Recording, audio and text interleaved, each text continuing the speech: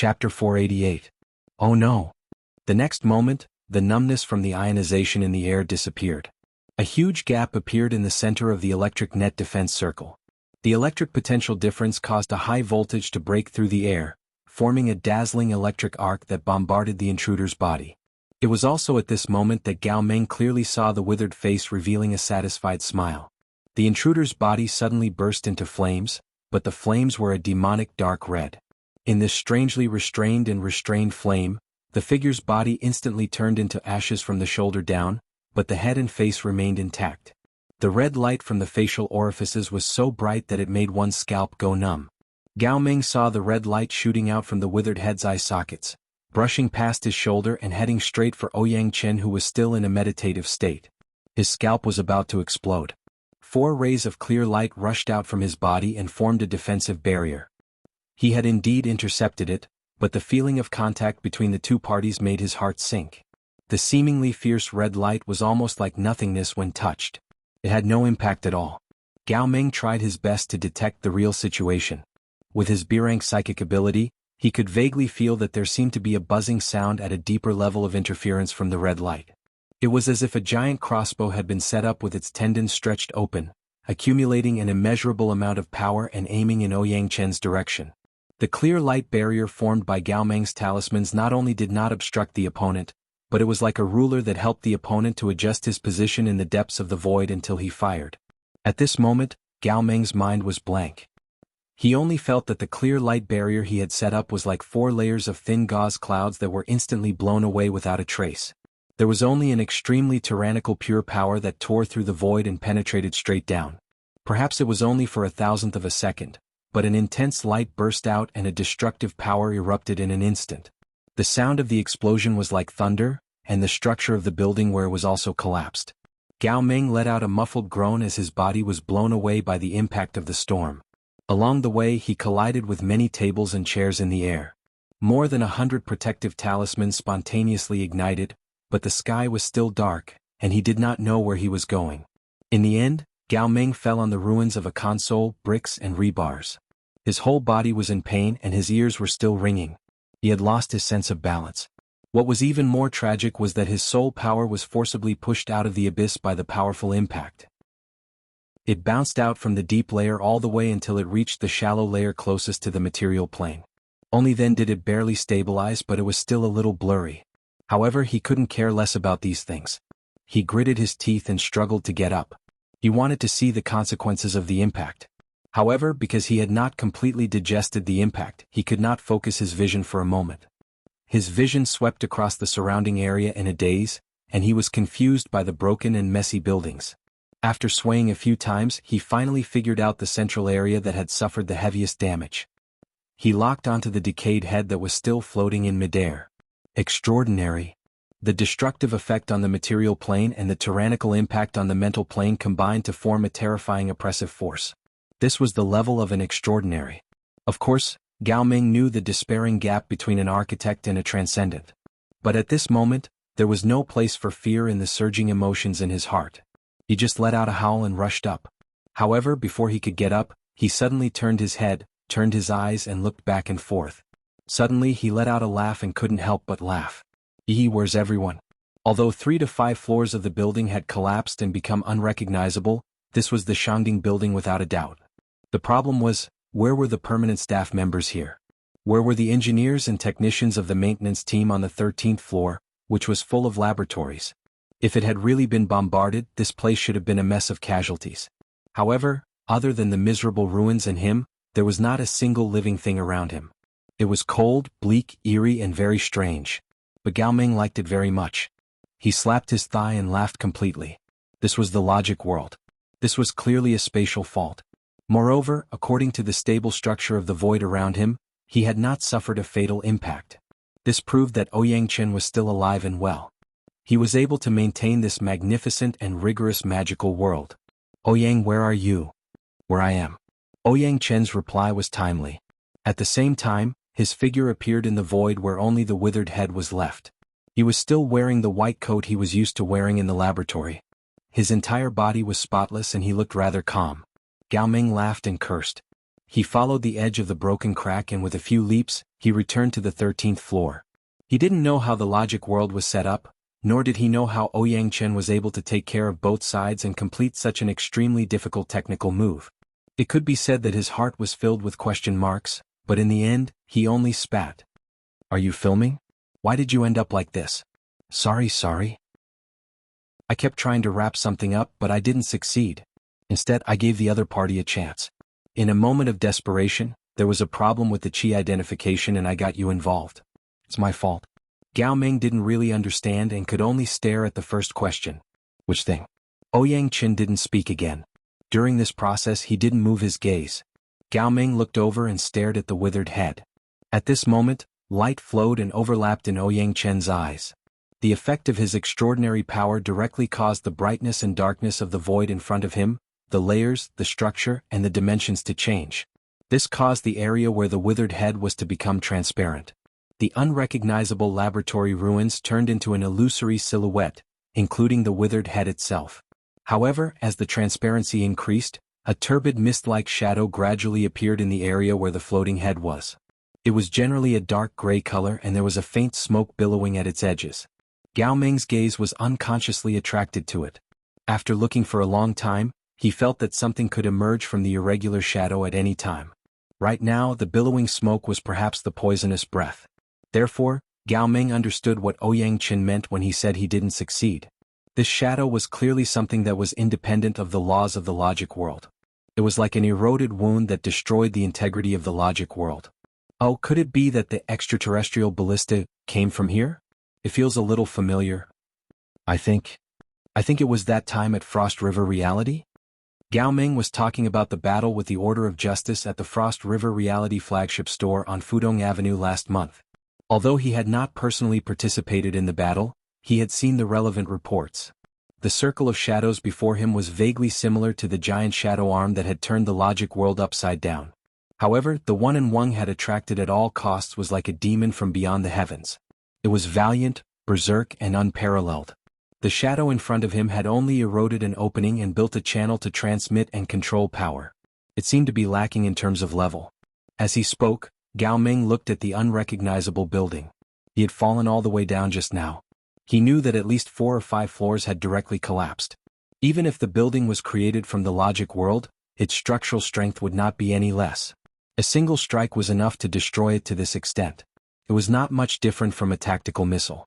Gao Ming could not help but think of the treacherous method that the other party had used to bombard him with. If this method could be used at will, then wouldn't all living things in the world, be they ordinary people or ability users, be they not at their mercy? Gao Ming felt a deep chill when he thought of this. At this time, Ouyang Chen's analysis of the shadow had come to an end. He changed his method and suddenly asked, "Who are you?" Gao Ming was slightly startled. A deep and magnetic voice spread through the void.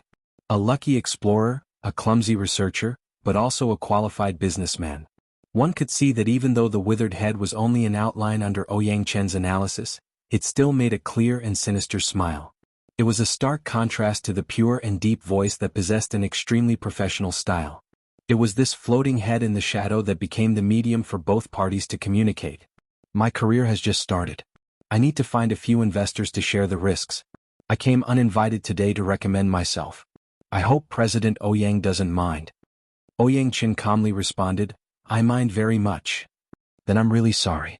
I admit that today's exchange was a bit impromptu, but we can try to make it a real demonstration.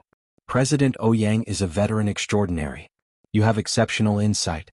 In your opinion, do you think that the methods I brought out today have the qualifications to cooperate with the Xia City branch?" Gao Ming cursed in his heart. The other party really did put on a negotiating posture. Whether it's cloning technology or the plain function, this method of free communication in the logic realm, we can use it to discuss.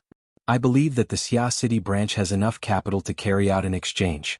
Ouyang Chen waited for him to finish speaking and asked, "How should I address you?" "Luo Yuan." Gao Ming noticed that this was a sensitive name that had just entered the database not too long ago. Ouyang Chen didn't seem to notice this. He immediately said, "Mr. Luo, do you know the name of the person you possess?" "I think it's Charlie?" "Yes. He came here to apply for a job 12 years ago. He is now the father of 2 children. I've seen their children and have given one of them a name." "Oh, that's really unfortunate. Alright, I understand what President Ouyang means. The threshold of morality is always laughable and makes people feel helpless. Luo Yuan sighed, but he still wanted to fight.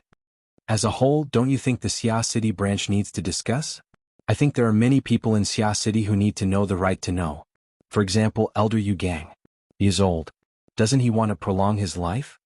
Another example is Her Majesty Empress Wu. She has the heart of the world and is a hero of the present age. Doesn't she want to go a step further? There are also some youngsters who are quite ambitious. They urgently need the ability to match their ambition. If President Ouyang Gang is arbitrary. A cold light seeped out from Ouyang Chen's eyes behind his glasses. I am the president and an extraordinary. I can't be willful even at this point. What's the point?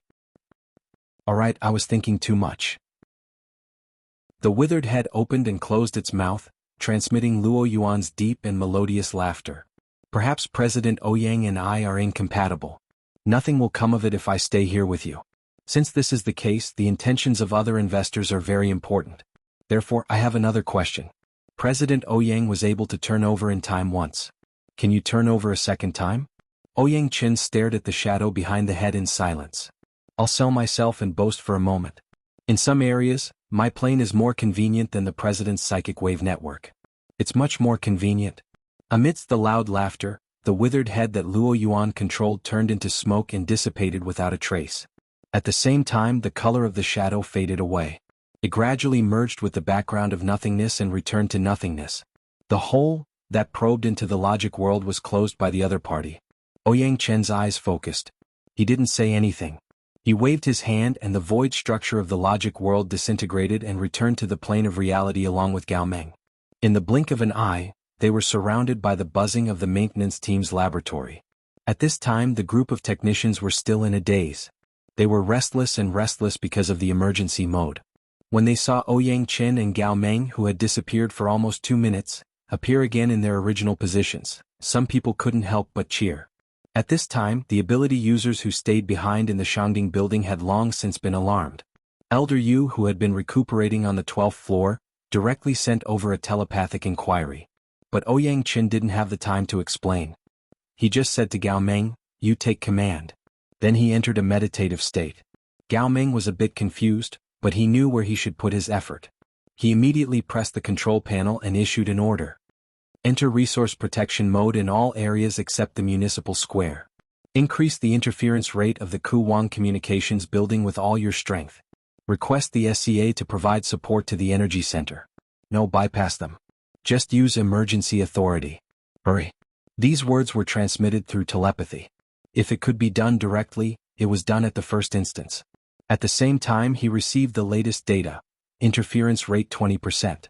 Model conversion ratio 35%.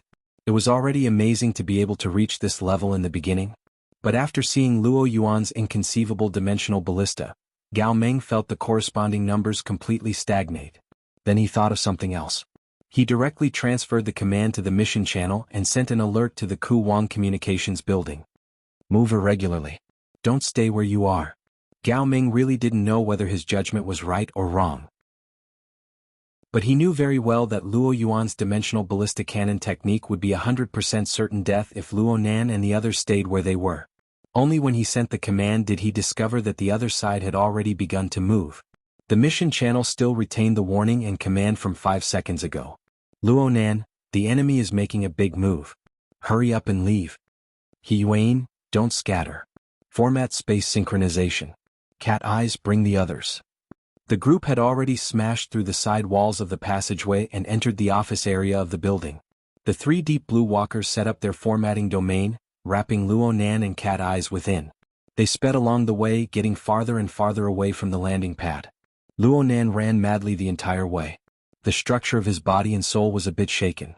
The deep sea scene produced by interference rippled slightly, but it was nothing compared to the sudden surge of impact from the other side. He gasped for breath with some difficulty and locked onto the location of the motorcycle gang in the depths of the thick smoke. He had indeed noticed a few seconds ago that the enemy's operation method was a bit different from the previous assassin and pressure transfer network. A power that came from the depths of the polar domain or even the distant deep space directly interfered with this area. The motorcycle gang, who was previously an assassin, was now more like a ruler, a tool to lock onto and aim. However, Luo Nan's deep-sea interference scene continued to work, causing this area to become a relatively unfriendly area. It affected the accuracy of his positioning, forcing the other side to make a compromise. They did their best to allow the motorcycle gang to approach their location. Because of this, the motorcycle gang had changed from his previous stagnant state of a few dozen seconds ago. His figure sped forward like a violent storm, but the appearance of his sudden advance was truly bloody and terrifying. With every step he took, from the bottom to the top, including his legs, torso, and head, a part of his body would explode into a bloody mist. However, after the explosion, it would all be collected back into his damaged body. Then, it would expand and explode even more areas. His body had been eroded before, but it was not as bitter and direct as it was now. In a mere 2 or 3 seconds, not a single piece of flesh remained intact on his entire body. Even his legs and feet were gone. He was not running. He was shuttling back and forth under the catalysis of the bloody mist. In the end, all of his body parts exploded cleanly into pieces, leaving only an outstretched arm. And this arm rapidly expanded as the bloody mist poured in. Dark green veins coiled around it, and it was as thick as a demon's claw. It tore through the air. Luo Nan's breathing became even more labored. From his perspective, this demon's claw was a murderous weapon that could chase after a soul and take away a life. It was also an aiming device for some even more terrifying weapon. It looked like one body, but it was actually 2 wheels. Compared to the bloody scene on the material plane, he was more worried about the incorporeal killing power behind the deep space. But the more realistic situation was that the demon's claw's assault was already enough to take their lives. The path of the demon's assault was an absolute straight line, and the surroundings of the claw surged with a fatal vortex of energy. The thin smoke in the office area dissipated in a single sweep before it could truly break through. The entire area seemed to have transformed into a blast furnace for smelting iron. Surging waves of heat swept across. It was enough to transform a person's body and soul as they approached. Crash. The floor was like a crispy biscuit. Half of it collapsed in an instant, and the tremors of Luo Nan's group brought the other half of the floor down. The 5 people fell at the same time. The kinetic energy of their running was transformed, and they went all the way down. And the terrifying demon's claw charged up diagonally. The timing was grasped to the point of despair. God and Si Guoxing put on their most professional performance at this time. They clearly knew that the attack from behind was terrifying, but they forcefully maneuvered without the slightest hesitation. Their bodies merged inwards to block the front of the demon's claw's assault. But they were still too slow. The demon's claw exploded apart bit by bit in the instant they merged inwards to block the attack. It was like a multi-stage rocket from the olden days. Every time a segment exploded, its speed would increase by a notch.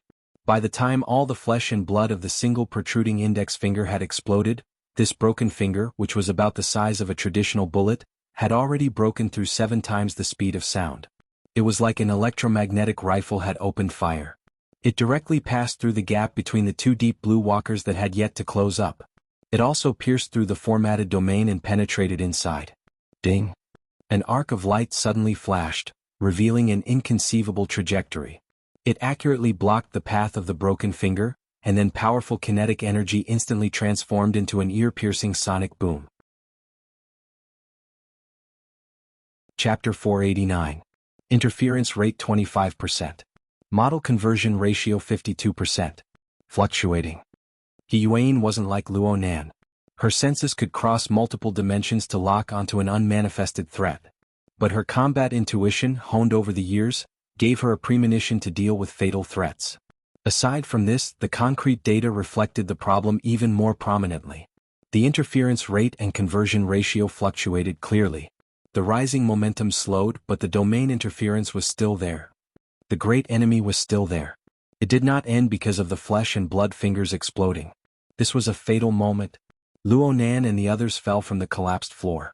Under these circumstances, He Yuan had exhausted all of her abilities to use a sharp blade to split open the fingers that were exploding at 7 times the speed of sound. But the instant the flesh and blood exploded was the moment when a terrifying force of another level was released. No matter how amazing He Yuan was, it was impossible for her to gather her strength and resist the impact of a bullet that was on a level far above the speed of sound. The enemy clearly had an overwhelming advantage, but they just had to grasp the rhythm of attacking the weak. They were calm and callous, not giving anyone a chance. The group was still in the process of falling when the outer layer of the exoskeleton armor of the three deep blue walkers at the front suddenly exploded with fine sparks of electricity. The tough armor structure even underwent minute deformations. All the sensor devices went off in alarm. The corresponding impact had far exceeded the protective limits of the exoskeleton armor. And this was after the formatted domain had buffered them. Hiyuan issued a warning, splash evasion. Cat Eyes let out a muffled groan. Her naturally spread open upper arm suddenly exploded with a bloody light. A terrifying gap appeared, exposing dense white bone. She didn't panic in the face of danger. Before the pain could truly take shape, she forcefully pulled back and curled into a ball, doing her best to reduce the area of contact with the outside world. Fortunately, she reacted in time. Light sounds rang out in the surrounding air. Those were the sonic booms of the exploding finger fragments streaking through the void. Every sound represented a terrifying killing power that could pierce through flesh and blood. And at this moment, the area several dozen meters around them emitted gurgling water vapor once more. It was as if a sauna was covering their heads, hot and humid. They crashed into the floor under the cover of the water vapor. Then they shot backward, wanting to forcefully charge out of the area covered by the flesh and blood fragments. Not good. This won't do. Luonan nearly bit off his teeth. From his perspective, the exploding flesh and blood were not just a fired bullet. They themselves were a taut bowstring on another level. A terrifying storm was brewing on the microscopic plane, connecting with the source of power in the distant deep space. Luonan utilized this power to the limit. Even if there were only milligrams of flesh and blood nearby, the power would burst forth, enough to grind them into dust. Luonan spared no effort to increase the structural strength of the interference scene. He strove to destroy the connection, and he did indeed achieve some results. Deep Space's fatal arrow didn't shoot at the first moment because the bowstring was affected by the effects of the deep sea map. It could only vibrate at the bottom of the sea and was obstructed. The surrounding water vapor was the result of this interference. The most critical problem was that the enemy had a real and practical fulcrum on the material plane. Even if the former biker gang had exploded, the flesh and blood fragments were still there. The foundation of the manipulation was still there. Even if it was only at the micron scale, it was enough to be used. As for Luonan himself, even though he was a living person placed here, he did not possess the strength and level to support the deep sea map to interfere with the material plane a step further. With the strength of Luonan's current body, he didn't even have the qualifications to forcefully do it. At this moment, the disturbances within the range of the interference scene accelerated the collision between particles. Soul power interweaved in a miraculous manner, as though an unprecedented and wondrous world had been formed in an instant. However, purely using soul power to interfere with the material world was only a basic framework, dividing out a bit of space within the inherent structure of the world. This space was unstable and he needed to pour more power into it. Something had to be added to the balance between nothingness and reality. Something had to be added to make this world of nothingness tilt towards the material plane. Who should I fill? At this moment, his closed system arranged all the elements in front of him and began to deduce them layer by layer.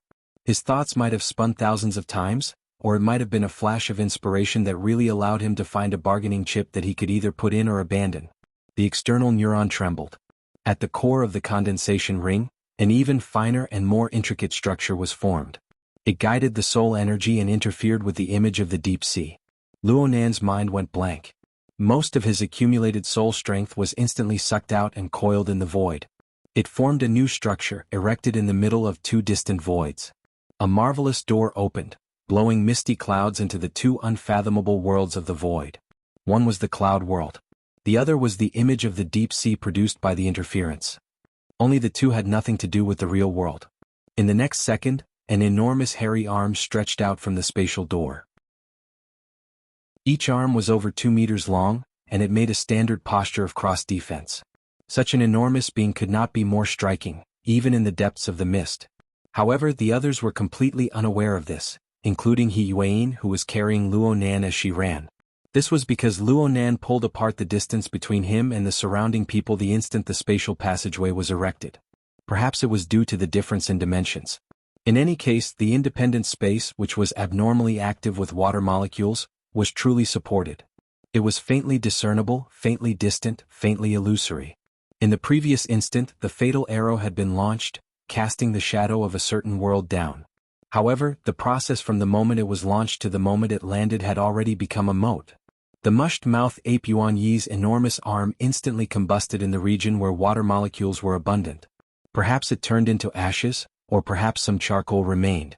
It let out a pained roar, but this roar only exploded in the cloud world. Even though a bit of the aftermath seeped in occasionally, it merely reverberated within the water world Luonan had created. It was annihilated without a trace. However, the world constructed from the deep-sea map shook intensely at this time. It began to collapse layer by layer. The hurricane of impact blew over, causing Luonan to suddenly understand. No matter what kind of space it was, he was the center of the world. It would be fine if the impact force was consumed, but if there was any left over, he would be the first to bear the brunt. Did he get himself trapped? However, Sister Yuan and the others should be much better off. Before he could finish his thought, the interference components attached to his skin-tight protective suit heated up. A familiar sense of order expanded from his body, rapidly spreading outwards. The logic world. In an instant, the deep-sea map, the enemy's fatal domain, the logic world, and the cloud world, which projected a bit of a shadow, twisted into a ball. A shattered maelstrom and warped laws burst forth in an instant, sweeping everyone's consciousness away from the polar domain. Luonan's mind went blank. The feeling of extreme weakness was like the pitch-black wings of a crow covering him. It made everything before his eyes turn dark. There was no longer any light. What did it feel like to be a thief, to be empty? Or perhaps he should ask, what did it feel like to be a bottomless pit? Luonan captured his self-awareness from his drowsiness due to lack of oxygen in his brain, and he inexplicably had this thought. He knew the reason why he felt like a thief, to be empty. It was mainly because he had forcefully linked the illusory space and time of the deep-sea map with the cloud world. At the same time, he had constructed a spatial skeleton and a passage between the two worlds. This had instantly extracted all of his soul strength. Although he was short of oxygen, he did not faint. During this process, he clearly knew that the closed system that belonged to him, which was the large production line formed by his believers, was still operating non-stop, producing a huge amount of soul power that was constantly being replenished. But the problem was that with the powerful production capacity of the large production line, after a period of time, a certain amount of reserve should be provided to alleviate the predicament of a dried-up lamp. But Luonan could clearly feel his soul strength pour out in torrents at an extremely stable and heroic speed. Could it be that he had become a large sieve after receiving a strike from the dimensional crossbow? Oh, the term dimensional crossbow was something he had gathered from the outside world while he was in a drowsy state. Luonan's dried-up mental strength took a slight turn for the better, and he forced himself to rouse his mind. He extended his consciousness in the direction of the pouring soul strength. In a moment of absent-mindedness, his telepathic thoughts cut into the cloud world where chaotic clouds flew about. The spatial passage was still there? Luonan felt the violent trembling of the air current in the clouds before he could finish his thought.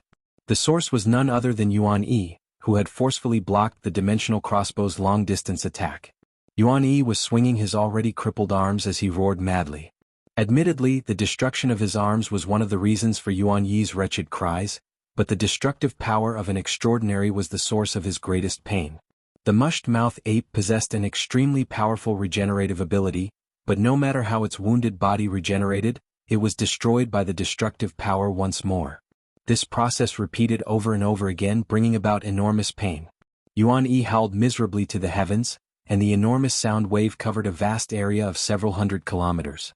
It shook the sea of clouds to churn, sending ice crystals flying in all directions and surging waves. Yuan Yi's howls of pain attracted quite a few of his kind to spectate. The corresponding mental senses shuttled back and forth in all directions, but Yuan Yi couldn't care less. Why do I know what happened several hundred kilometers away? Luonan's mind trembled, and he took advantage of the situation to spread it out.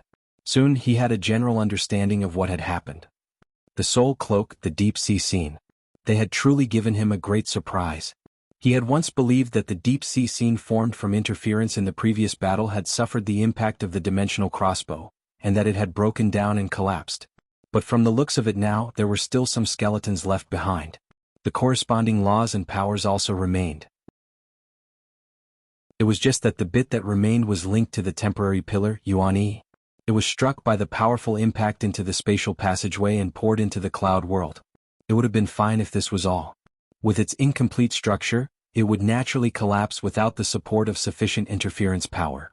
But perhaps Yuan Yi's pillar was remarkable, or perhaps the effects of the soul cloak were special, Or perhaps the cloud world was a region rich in water molecules. Of course, there were other reasons as well. In any case, the deep sea scene, this special soul cloak, gradually recovered and became complete during this time when Luonan's mental strength was exhausted. Moreover, it continued to drift in the cloud world, spreading layer by layer. Right now, Luonan's first impression of the deep sea scene was that it was large.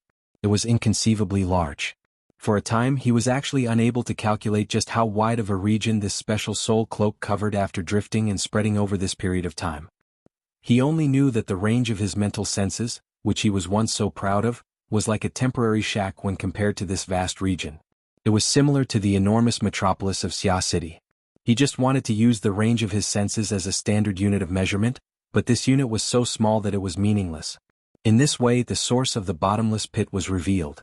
Even though Luonan's accumulated soul strength was like a vast ocean of glaciers under the soul cloak mode, it was still insufficient for him to scatter it over such a vast cloud world and sufficiently interfere. Looking at it from a different angle, Luonan had yet to be sucked dry under such a terrifying momentum of expansion. This made Luonan look at Luonan with a whole new level of respect for his closed-system large production line. At this very moment, the soul cloak was pulling Luonan's consciousness to wander within the boundless and boundless layers of clouds. An interference scene of this scale could truly be described as grand and spectacular. Luonan really was excited for a period of time, but his thoughts changed once his initial mood passed. It seemed to be meaningless. Luonan felt that this was very inconceivable. His interference scene and the corresponding range of his senses had already expanded to this degree, but he was still unable to discover the edge of this cloud world. He was unable to discover the corresponding source of the bloody light reflected and flowing between the clouds. This world seemed to be practically the same up, down, left, and right. Or perhaps it was an infinite reproduction of a limited picture. There were practically no changes in this world other than the mushed-mouth apes that flew and wandered about. Luonan was finally convinced that this was a maze world constructed from the light of blood, energy, and clouds. If he didn't grasp the key to solving this maze, he wouldn't be able to gain anything new even if he multiplied the range of the soul cloak by 100 times. Luonan's mind stirred when his thoughts reached this point, and the expansion speed of the soul cloak clearly slowed down. Originally, he wanted to completely stop this meaningless expansion, but when the soul cloak's expansion speed decreased to a certain extent, he made a new discovery. The growth of his soul strength had clearly sped up, but it didn't return to the unbearable degree of before. Consumption and growth had reached an excellent equilibrium. This was also possible? Luonan was overjoyed. If he could use the soul cloak to effectively control the equilibrium between his body and soul, to reach the point where he could adjust the growth of his soul strength at will, to increase or decrease it at will, then he would be profiting no matter what. Luonan thought about the scene. When facing an enemy, his body and soul were coordinated as one, linked together. When he cultivated, the two were fully coupled and his soul strength was effectively fed back. In this way, the imbalance between his body and soul that had plagued him since the beginning of his cultivation would become history. Luonan inevitably spent some time on the soul cloak, adjusting the reserves and increments of his soul strength to a degree that matched the strength of his body. Sure enough, it felt quite different. As for whether or not it was the optimal state, he would have to carefully experience it in the future, polish and adjust it. Only now did Luonan turn his attention to another direction. He saw that Yuan Yi was about to be unable to hold on any longer. Luonan split his attention to circle around Yuan Yi's body a few times. He wanted to ponder over a method to help Yuan Yi resolve its pain, but he discovered that something was wrong upon closer inspection. The pitiful mushed-mouth ape before him clearly had a fatal drain in its body, aside from the enormous amount of essence energy it consumed to regenerate. That fellow, the Wraith Sign, was still holding him back. Indeed, the Wraith Sign had been implanted into Yuan Yi's body a long time ago. It had devoured Yuan Yi's abundant essence energy to fatten itself. It seemed to be in a certain stage of evolution. This sort of devouring would have been fine in the past. With the mushed-mouth ape's powerful essence energy reserves and regenerative abilities, the Wraith Sign would be able to maintain a balance no matter how greedy it was. But right now, due to the destructive power of an extraordinary, Yuan Yi needed to divide a large portion of its reserves to regenerate its limbs. And this gave the Wraith Sign a chance. The Wraith Sign's insatiable greed instinctively did not care whether the state of the parasite was good or bad. On the contrary, Yuan Yi's poor state caused its ability to control its own essence energy to decline. The Wraith sign seized the opportunity to expand the scope of its devouring and absorption, finally breaking the balance. The mushed-mouth ape was a natural hunter and a powerful warrior, but its instincts were still unable to understand the weight of its own life and death choices. It wanted to regenerate its two arms, but it was apprehensive of the Wraith sign's devouring and absorption, causing its own state to run madly toward an irreversible and desperate situation. Was really enough. Luo Nan wanted to control the Wraith sign's greedy instincts. After all, Yuan Yi was an extremely rare instant combat power. If it weren't for its existence today, He Yuan and He Yuan would have most likely died without a corpse remaining. Luo Nan was just about to give the Wraith sign an order when a marvelous vibration suddenly came from the area covered by the soul cloak. It made his hair stand on end. Luo Nan's mind quickly turned to an area several hundred kilometers away. A thunderclap rang out from the depths of the hazy clouds. Two figures that were incompatible with the cloudy world he was used to appeared out of thin air. One of them was a bit familiar. She was wrapped in a layer of muslin clothing. Her figure was graceful, but it was illusory and unreal. Her hair hung down like a waterfall of green light, half concealing her figure. She was covered in a layer of cloud energy drifting back and forth. She was simply the best spokesperson for the cold ghost. This was Snake Tongue. Luo Nan's heart fiercely thumped a few times after confirming the identity of the newcomer. He nearly charged over. Luckily, he remembered that there was another fellow by Snake Tongue's side. This person also appeared in the form of a soul body. The strength of the aura that was exposed even exceeded the range of Luo Nan's usual estimations. Luo Nan could only rely on his senses. It seemed that this person wasn't much different from President Ouyang and Her Majesty Empress Wu. An extraordinary?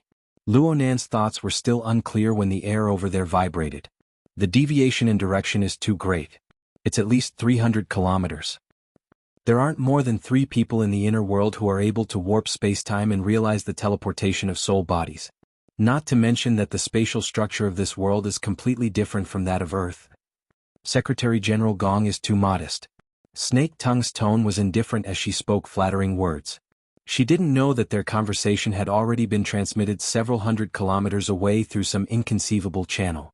How could Luo Nan not know that the other person who had appeared in the cloud world in the form of an out-of-body state was the Deputy Secretary General of the Explorers Society headquarters, Gong Qi, who had graced Xia City with grace? The two of them flew through the air. They were probably shaken by Yuan Yi's roar or attracted by the aftermath of the spatial turbulence earlier. The direction in which they flew later also proved this point. Luo Nan didn't understand at all. Why was Gong Qi able to come to the cloud world? He was even more stupefied right now. What should he do next? Based on the speed at which the two flew, they would arrive in this area in half a minute at most. Luo Nan's consciousness could return to the real world, but what about Yuan Yi and the wraith sign on Yuan Yi's body? Even if Yuan Yi fled with all his might, he might not be able to escape the pursuit of an extraordinary like Gong Qi, let alone the fact that Yuan Yi was currently heavily injured. Luo Nan didn't believe that this sort of strange situation could be hidden from Gong Qi's eyes. What to do? What to do? What to do? Luo Nan's mind suddenly stirred when he was at his wit's end. The wraith sign's cheerful cry was like a hurricane that swept past. Yuan Yi's body structure finally collapsed after a long period of pointless struggle. His enormous body suddenly collapsed, transforming into a dense mass of bloody light. The wraith sign at the center of his body swallowed it cleanly. With the wraith sign's own ability, it shouldn't have been able to devour it cleanly and quickly. However, there was something else within the wraith sign that revealed its extraordinary power. The Blood Soul Temple. The Blood Flame Order viewed the Blood Soul Temple as their foundation, but a freak combination of factors formed a symbiotic relationship with the wraith sign. The Blood Soul Temple suddenly stole the show, working hand in glove with the wraith sign to display a powerful diversion ability. From Yuan Yi's perspective, nothing was more tragic than a bottomless pit turning into two. This was the final straw that broke the camel's back. In the blink of an eye, the enormous essence energy that came from Yuan Yi was divided and consumed by the wraith sign and the Blood Soul Temple. The power was like a whale sucking in water. In the blink of an eye, not a single drop was left. Luo Nan had just obtained his immediate combat power, but it collapsed and dissolved like this. Not even a drop of blood existed. However, Luo Nan didn't have the time to lament at this critical juncture. Instead, he felt deeply fortunate. He immediately called out to the wraith sign, telling this damnable thing to quickly scram. Compared to the obvious target of the mushed-mouth ape, The human-faced arachnid that wandered on the mental plane escaped far too easily. It fled into the depths of the polar domain in the blink of an eye, leaving no traces behind. Gong Qi and Snake Tongue rushed to the scene a dozen seconds later.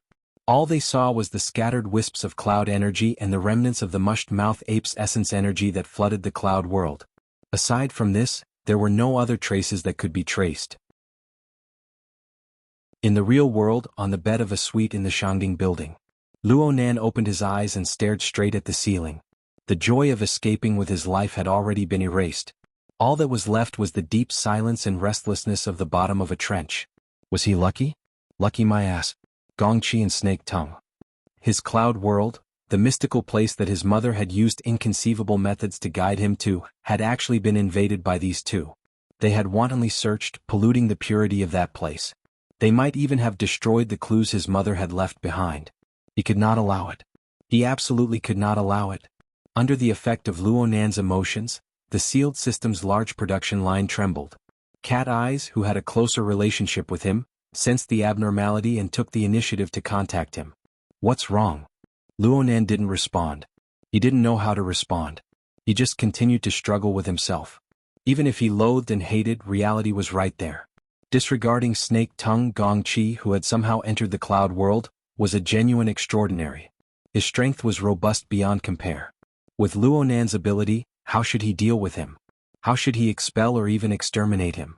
Reason and emotions clashed. Restlessness and depression twisted together. It consumed nearly all of Luonan's mental strength. He could only search the system over and over again for the power that could be used. He made deductions in hopes of finding a way to deal with it. Luonan had experienced this sort of situation before when he had to deal with the dimensional crossbow. But he had to pay attention to this. Even if the formidable strength of an extraordinary lay before him, defending against it and exterminating it were two completely different concepts. His deductions reached a dead end time and time again. Then he had to start all over again. The sealed system was clearly a bit overheated, so much so that every member within felt a heavy pressure. Moreover, it accumulated layer upon layer, showing no signs of abating. When this pressure accumulated to a certain degree, the Star River scene embedded between reality and illusion underwent subtle yet general distortions and deformations. Cat Eyes could not help but transmit once more, "What the hell are you doing?" Luonan was disturbed. He had just furrowed his brows when a peculiar reaction cut in from the side of the system. Before he could truly realize what was going on, he sensed a hustle and bustle in the passageway outside the door. It was quite noisy. At this time, reason slightly suppressed his emotions. He understood that the endless loop was not that easy to undo. He put on his clothes and got up after some thought. He opened the door and went out. He just so happened to bump into a staff member passing by the door. "What's going on?" "Oh, Boss Luo." The staff member recognized Luonan. He greeted him and said, "That young lady over there. She's the one you saved from the hands of Quantum Corporation. She went from a moderate coma to a light coma. In theory she can wake up at any time." Luonan loosened his hand and responded with a bit of a daze. "Really?" Luonan's domain spanned an enormous amount, causing him to be unable to react for a time. But Luonan followed the staff member forward under the drive of some marvelous sensation. They arrived at the corridor outside the 12th floor's monitoring room.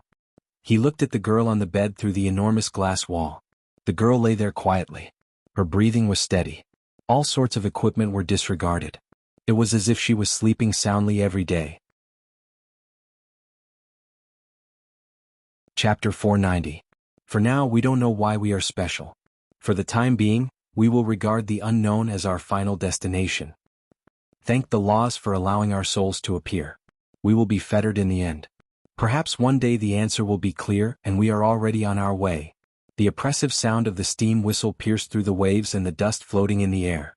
Before the first sound died away, another sound rang out. 3 consecutive sounds rang out. When the whistle died away, the ship made a large circle on the sea and headed back to shore. Luonan stood at the stern of the ship. He held onto the railing of the ship and looked calmly at the sea behind him. The ashes of the 2 ability users scattered in the wind amidst the great waves created by the opening of the propeller. They floated down, some rising and falling with the waves, and some being swallowed by the fish and shrimp behind them. Luonan's powerful mental senses stretched the length of his memories and filled them with far too many details that would make one's mood depressed. Luonan took a deep breath.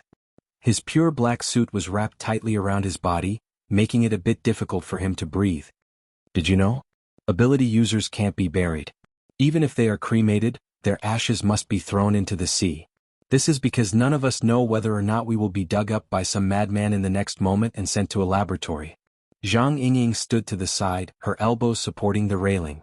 She followed Luonan's example and looked at the sea surface that had been crushed by the propeller. Her posture was a bit lower, and the topic she was talking about was very heavy. Yet her voice was bright and light as always. "Live well, lad." Luonan didn't turn his head. He didn't respond because he didn't know what expression to use at this time. Today's ceremony was a send-off for the two ability users who had been killed in the Municipal Plaza incident a few days ago. One was Charlie, who had been killed by Luo Yuan's parasite in the Shangding building. The other was the driver who had driven Luonan to the Ku Wang Communications building. In a strict sense, the deaths of these two people were inextricably linked to Luonan. Though no one mentioned this to him, he became aware of it when he put on his suit and stepped onto the ship. Awareness was one thing. His mood was another. Zhang Yingying came over to talk about this topic, and his heart resisted it. Luckily the topic soon changed. Zhang Yingying talked about more practical things. The outsourcing business is complete. Trigate Security has already transferred the money. There are some financial and tax issues involved. The firm is still calculating it. But don't worry, I won't let you down. The amount is also quite considerable. Luonan responded without thinking. Such a topic was unable to attract his attention. Zhang Yingying could roughly guess his mood. She pursed her lips and didn't say anything else. She continued to lean against the railing and watch the sea with him. Time passed bit by bit. During this period there were people coming and going, and some gazes were cast over from afar. Luonan knew, but he didn't want to worry about it. He didn't want to pay attention to it. The ship docked at the shore, and the guests who attended the funeral walked down the gangway one by one and shook hands with the relatives of the two victims. Luonan walked forward step by step within the stream of people, but his footsteps gradually faltered. Soon he fell behind by quite a bit. Zhang Yingying at the side clicked her tongue. She immediately grabbed his arm and led him forward with large strides. Luonan was brought to the side of the gangway before he could come back to his senses. Luonan's family members didn't react at all. They just shook hands with them in a stupefied manner. They brought along a child who wasn't much younger than Luonan to bow and express their thanks. Charlie had 2 children and the driver, Tianlai, also had 1. Compared to the adults, these children's blank and stupefied states were truly unbearable for Luonan. His blood was about to congeal at this moment. He didn't come back to his senses all the way until he got off the ship. Zhang Yingying at the side acted like a good brother. She draped her arm over his shoulder in a familiar manner, pulling him along the dock. At the same time she whispered into his ear, "Don't always play the bitter type. Don't get yourself into a dead end. Everyone is doing this for work. It's just that the scope and nature of an ability user's business are more special. You can't be thinking that I'm comforting you, right? I just feel that there are far too many things related to human lives. Aren't you jealous? But that's right. Humans are damn social creatures. The death of a person is like digging a hole in the web of social relationships. The closer you get, the more awkward it gets. But if you can't get close to it, then don't force yourself to get close." Can't get close to it? Really can't get close to it? Just like Charlie. The other party clearly went for President Ouyang. Old Tian suffered a bit. Zhang Yingying was a practical person. She thought for a bit and said, "If you really feel bad, then put some money into the friendship fund. Do a targeted donation or something. It's much better than being sad and sorrowful here." Friendship fund? Luonan searched for related content on the Psychic Wave network. He discovered that this was a public welfare fund initiated by headquarters. Its main direction was to provide financial aid to society members or their family members who encountered special circumstances, ensuring their stable lives. Luonan's mind sensed something as he was looking up the information. He raised his head and saw Cat Eyes standing in front of him, talking to Qin Yikuan. They were waiting for him to come over. Zhang Yingying saw them as well, but she still maintained the attitude of a good brother. She walked over with Luonan in a carefree manner. Today Cat Eyes wore a rare formal attire. She wore light makeup, appearing dignified and serious. It was just that her hanging left arm was rather eye-catching. She had been caught in the blast when the planar crossbow was unleashed. Her upper left arm was nearly blown off. Though she had received proper treatment, the shattered bones and flesh needed a period of time to grow back. Luo Nan and Cat Eyes had already greeted each other on the ship. The two had matters to discuss, so they agreed to travel together. Mr. Luo. Qin Ikuan was also dressed in pitch-black formal attire. He indicated to Luo Nan that the car was parked by the dock. Qin Ikuan was still responsible for Luo Nan's security work. However, as the situation escalated, the composition of the security team changed. He was no longer the captain. Instead, he existed as Luo Nan's personal bodyguard. God also made similar changes. Today was Saturday, November 26th. It had been exactly 7 days since the incident at the municipal plaza.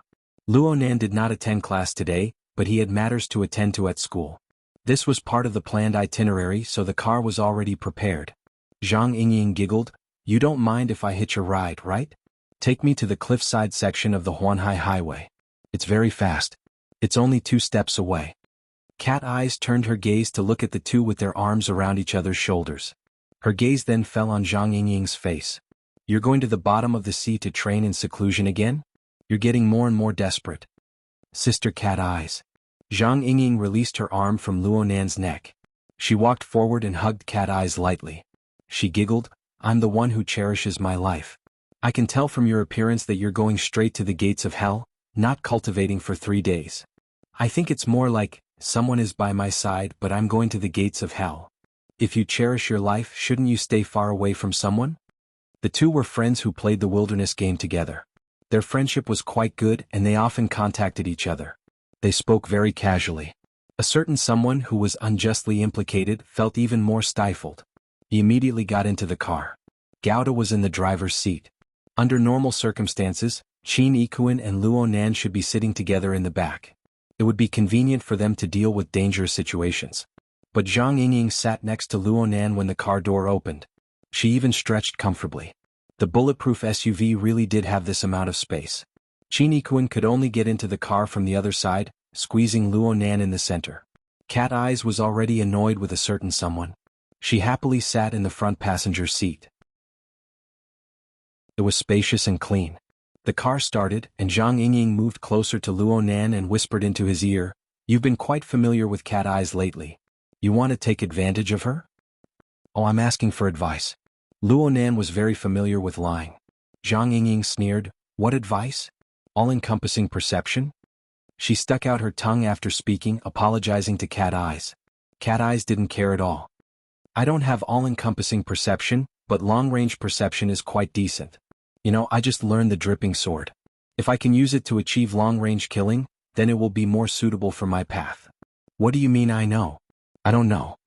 Zhang Yingying curled her lips. "After pulling business for you, I practiced holding my breath at the bottom of the sea. In the end, as soon as I emerged, I heard that a certain someone provoked an extraordinary. He nearly blew up hundreds of thousands of people in the municipal plaza into the sky." Cat Eyes raised her injured arm from the front passenger seat. "Personal experience. Priceless advice." She was referring to the earlier part about the gates of hell. Luo Nan's face twitched and he didn't utter a word.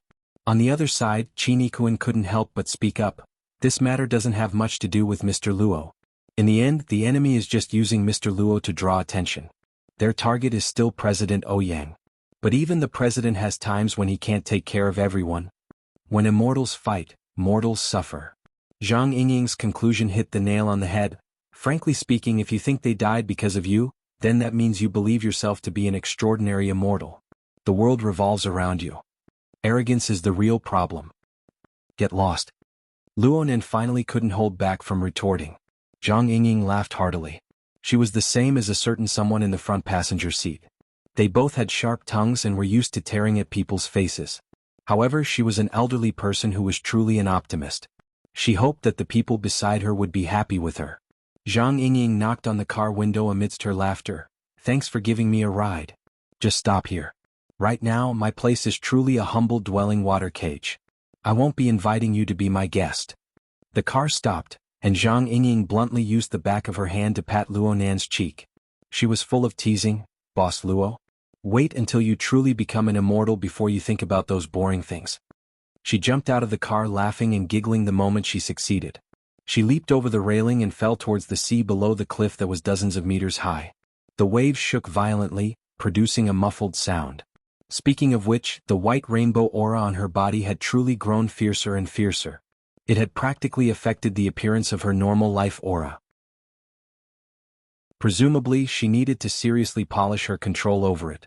The car started up once more. Luonan's thoughts turned and returned to himself. He didn't want to be coy and pretentious. He didn't want to be a sour and rotten idiot who said, "It's all my fault." He also didn't feel that he was truly above the majority of people. Oh, perhaps there was already a bit of an omen. But let's not talk about anything else. Right now, there was a fatal obstacle waiting for him in front of him. It was an obstacle that he could not cross. How could he have the qualifications to do so? Luonan's mind gradually became clear. Perhaps today's gloomy mood was more due to the root of the illness from the pressure of the past few days. He could forget about having a good day as long as the pressure wasn't removed. Chapter 491. Though Zhang Yingying's words had no head or tail, she still remembered to leave a link for Luonan. Luonan was still muddle-headed. He instinctively clicked on the link and jumped to the page. After the network space refreshed, he was greeted with a title. A morning of practice in exchange for rain. What was this inexplicable? These words and the accompanying picture looked familiar. The picture Luonan saw was of a quilt drying in the sun. The color was quite plain and there were no patterns on it. Therefore he could clearly see a circle of water marks on the quilt, forming a human shape. At first glance, the title and the picture had no head or tail, but when Luonan came to his senses, he immediately understood the situation involved. How could he not understand? Wasn't this title and this picture the elementary results he had posted to headquarters' website at the beginning of the month? He remembered that he had practiced with the condensation ring for half an afternoon, accumulating a large amount of water droplets. He exploded and wet his bedding. He thought it was interesting, so he posted a picture online to reply to Her Majesty Empress Wu's post about the dripping sword. It could be considered a record of his own cultivation, and it could be considered as encouragement to those on the same path. Luonan had jumped to headquarters' website at this time, and his account was automatically connected. The information that had been accumulating for many days surged up, and a continuous notification sound rang out. Luonan looked at the number prompt and saw that it was already 99 plus. He clicked to clear it and it quickly grew. Soon it was almost full. What was going on? From Luonan's impression, the title of this reply was quite ordinary. It was inconspicuous among the tens of thousands of replies. It had always been cold and cheerless. Many days had passed since then. Luonan had pretty much forgotten about it, but it suddenly became a hot topic. There was something good. This reply was pushed to the top of the post, and the lighting effects were extremely prominent. Though Luonan wasn't in a good mood, he couldn't help but feel a bit of vanity and joy when he saw his post explode. However, this rare good mood was choked back when he saw the first quoted reply. This reply was full of gunpowder. Judging by the looks of it, people who use a watering can when their D*ck is small are shameful. It looked like the source of the watering can man was here. There was also the summer spray. Judging by the momentum, it probably wasn't a good word. The person who replied was not anonymous. His ID was Ari, and he was verified to be an explorer directly under the headquarters. Below, someone quoted the reply, "The human shape on the blanket is very obvious and it can also be seen that it is a very light mist. These small details are very convincing." Looking at the reply time, it had been 4 days ago on Tuesday. Ari had been online the whole time. She quickly replied, "Xiachui's vanity can't be cured. A spray bottle is enough." It was this kind of straightforward sarcasm and attack that attracted more attention. From there, his popularity increased rapidly, and the frequency of replies increased as well. Someone spoke objectively with facts. "I've just awakened and the association certification is sea level. Tell me the number. I gave it a try just now. The complete water drop sword is too strenuous. The condensation ring alone is fine, but maintaining it is too difficult. The maximum number of condensation rings was 7, which was the level of bedwetting, and it was still at the level of a baby. Right now, the world is spinning and the above is what I said with my eyes closed. Same, close your eyes and dictate. The limit is 12. Infants have passed but not yet." Several consecutive experimental data didn't support Luonan. Moreover, there was even a data emperor who came out to ridicule him. He unleashed a barrage of attacks. Based on the maximum diameter of the water droplets gathered by the condensation ring, one water droplet contains approximately 0.5 milliliters of water. 12 water droplets, 6 milliliters of water. Even at the baby level, this is a symptom of oliguria. Luonan wasn't angry at this time. He just couldn't help but want to laugh. Just how free were these people? And RE jumped out at this time. This time he brought a complete video.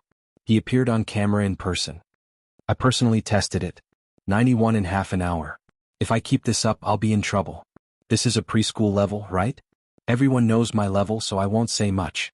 Welcome to the new Xia City B+ rank powerhouse who has been registered for a month. Show us the ultimate skill of the spray bottle. Ari looked like he was in his 30s. He had a square face and thick eyebrows. He had thin eyes and thin lips.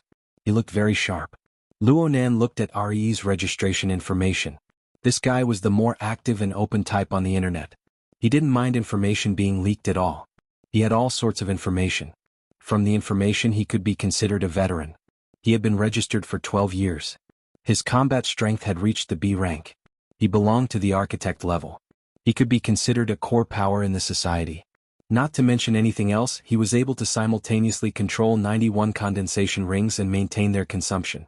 This was something that ordinary ability users couldn't do. He was worthy of the architect level. Replies and likes flowed in an endless stream below the video for a time. More and more people followed suit. It was impossible for this type of post to not be popular once it became a trend. The densely packed replies were mostly a stage for self-demonstration. Some of them increased the number of water droplets and announced their abilities. There were also some who showed off 1 or 2 droplets. Among them was an ID called Gao Tianmeng. He gave Luonan an extremely deep impression. He also uploaded a video. The real person didn't appear, but the room was densely packed with water droplets. There were at least 200 to 300 of them. Every droplet was perfectly round and full. They exploded at the same time, instantly filling the air with water mist. At the same time he added a grim emoji. Some people are completely ignorant of the power of the mental side. This person was even more amazing. He clearly stood on Luonan's side. Many people gasped in admiration at the moment, but there were also people who used their status to say, "Senior people doing this. Are you trying to set a counterexample?" It didn't take long for RE to reply. Her tone was full of sarcasm. "Don't you have any shame helping your underlings blow water? You Gao Tianshi can stand and pee, but that doesn't mean that everyone in Xia City is a man. I still need to congratulate you guys for producing a newly registered B-rank power, the watering pot man. Oh, he's not just a newly registered anymore. It's been almost 2 months. He's already a senior Xia watering pot man. Gao Tianshi? Gao Tianshi?" Luonan guessed that the person who stood up for him should be the B-rank power of Xia City, the Heavenly Master Gao Meng. He was also the deputy chief commander of the branch during the Municipal Plaza incident. It was just that Gao Meng's reply was a bit lonely in the middle of a large number of posts. This caused a group of people led by RE to attack him. From this point on, the direction of the posts changed subtly. Some people used the society's ability user level settings to classify the videos displayed over the past few days. From the Awakened to the Architect, from the C to the B+, they were roughly divided into 6 levels. Each level had a standard number of condensation rings. Then they pulled people from all over to appraise them. It was as if the level of one's ability wasn't qualified if they didn't verify it. Later on, Luonan's first reply was a bit like he had been hung up and beaten. Some busybodies estimated the number of condensation rings Luonan needed to wet his quilt. They set the number at 300, half-truthfully. From then on, they listed it as a standard unit, calling it a watering pot. Then there were things like C-rank psychic ability, which was equal to 1/15 of a watering pot.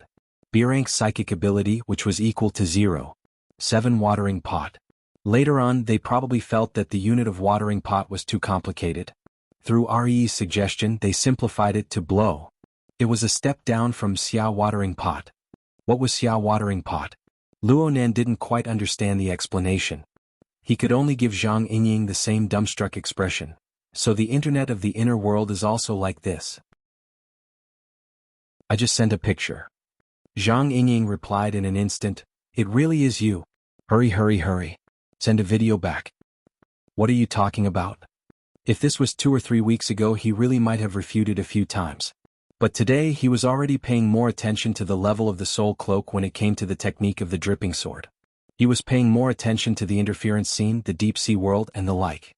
He had long since lost the thought of simply stacking the numbers. What else was there to say to this group of people? If you don't want to go, then I'll go. These grandsons are too infuriating. Cat Eyes is here right now. I'll have her take a video and upload it. Alright, how's the level of your dripping sword? Don't overreach yourself. How about this? I'll immediately contact Her Majesty and have her give you special treatment. Should I refuse? Cat Eyes turned her head from the front passenger seat at this time.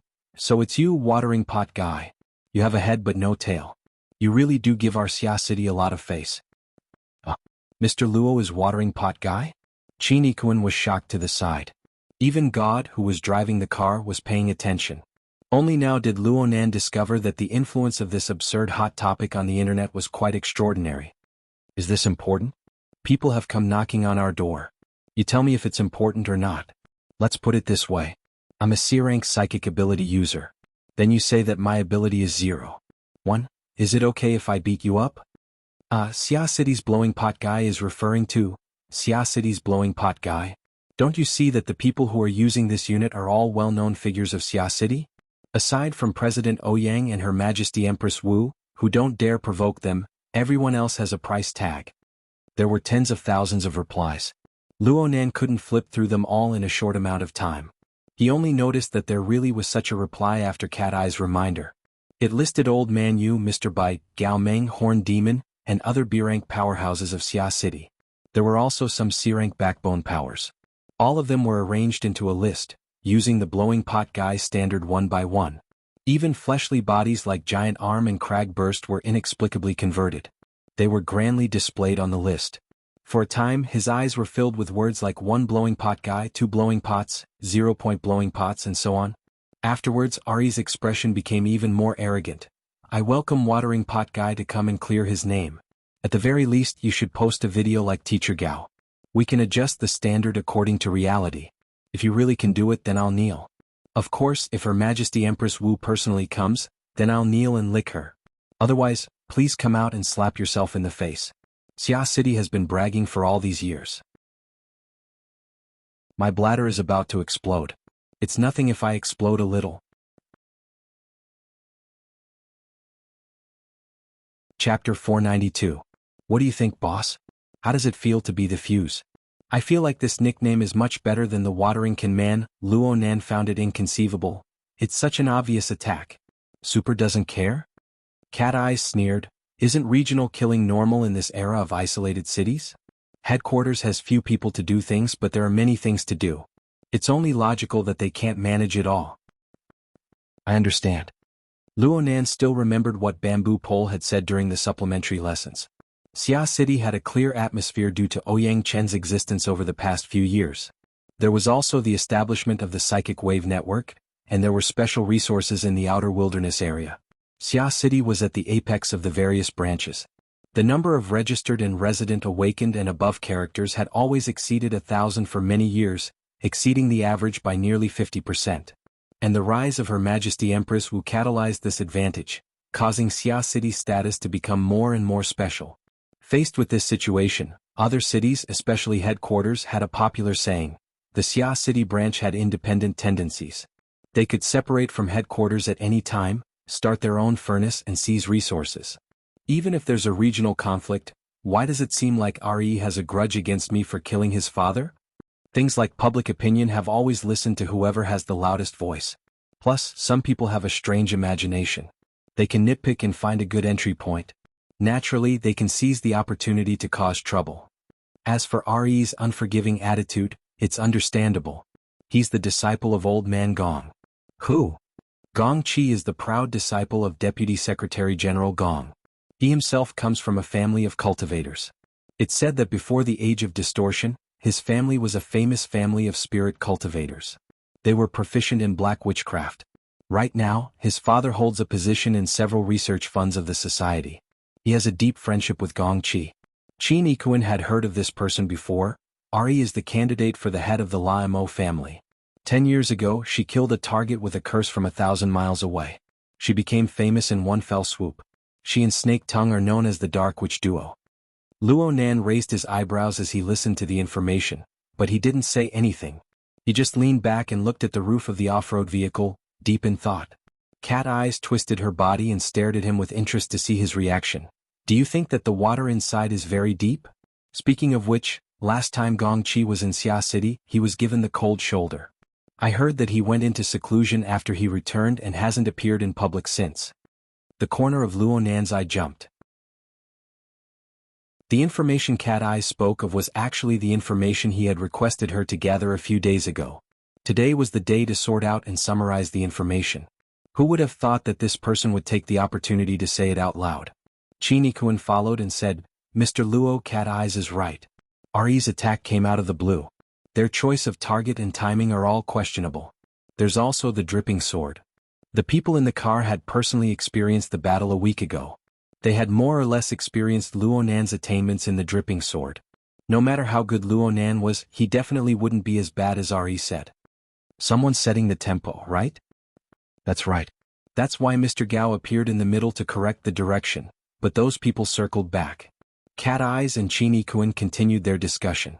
They both felt that Luo Nan shouldn't reveal himself so easily. But at the same time, Zhang Yingying incited him again and again. Perhaps Her Majesty Empress Wu didn't agree to her preposterous request, so she simply played a roundabout way to save the country. She sent over all of Her Majesty Empress Wu's teaching materials and lecture materials related to the dripping sword over the past 2 years. There were even some internal training videos from the firm. It was far more comprehensive than what Papercut had provided. Luo Nan didn't have a clear response to this. Whether it was Cat Eyes and Qi Nikuan's cautiousness style or Zhang Yingying's direct supply style, they only circled his mind. They didn't have any effect. Luo Nan had his own thoughts and goals. Everything else had to serve his goals. No matter what sort of goal RE held, no matter what methods she used, Luo Nan wouldn't dance to her rhythm. Unless it would help Luo Nan accomplish his goals. At this point, Luo Nan closed his eyes. He sank the influence of the information on the ship and the car one by one, allowing his mind to return to tranquility. Only in this way could he have enough concentration to ponder over relevant problems. The off-road car entered the magnetic rail highway and sped all the way to Acumen College. Since it was the weekend, their group of people parked their car in a nearby parking lot. They walked into the campus and arrived at the Gear building on the north shore. Cat Eyes, come with me. Brother Qin, Brother Gao, you guys do as you please. Arriving at Gear was tantamount to arriving at their own home. Luo Nan didn't stand on ceremony. He led Cat Eyes upstairs to the viewing room on the 4th floor. They just so happened to converge with the sunlight shining in. Luo Nan squinted his eyes as he sat on the floor illuminated by the sunlight. The warm light was very comfortable, but his thoughts flowed back and forth in his mind, never stopping for a moment. Cat Eyes sat by his side. She picked up an antique hand-crank bean grinder and poured in coffee beans. She casually ground them and played with them. Her mouth was unforgiving. You're really quite gloomy right now. Am I? Your thoughts are crafty and your schemes are hard to fathom. If you're not gloomy, then what is? Boss, are you preparing to become an evil god? Don't say such unreliable words. Okay, say something reliable. Why do you have ideas about Gong Qi? Is it that obvious?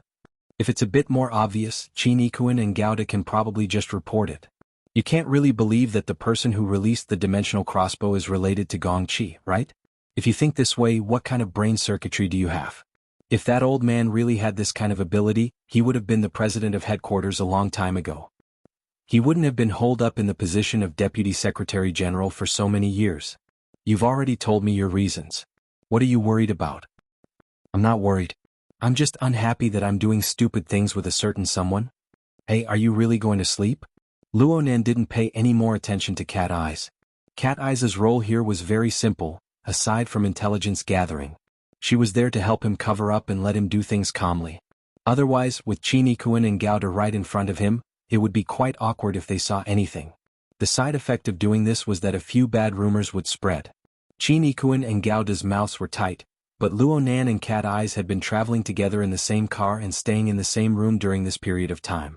They were overly close and it was truly eye-catching. Why would the two bodyguards need to spread the news? Cat Eyes had asked earlier, but Luo Nan would often close his eyes and pretend to be asleep. What in the world was he up to? She was too lazy to ask later. She didn't care about her reputation. It was useless even if she cared. While Luo Nan's mind was wandering, she was grinding coffee, reading books, and so on.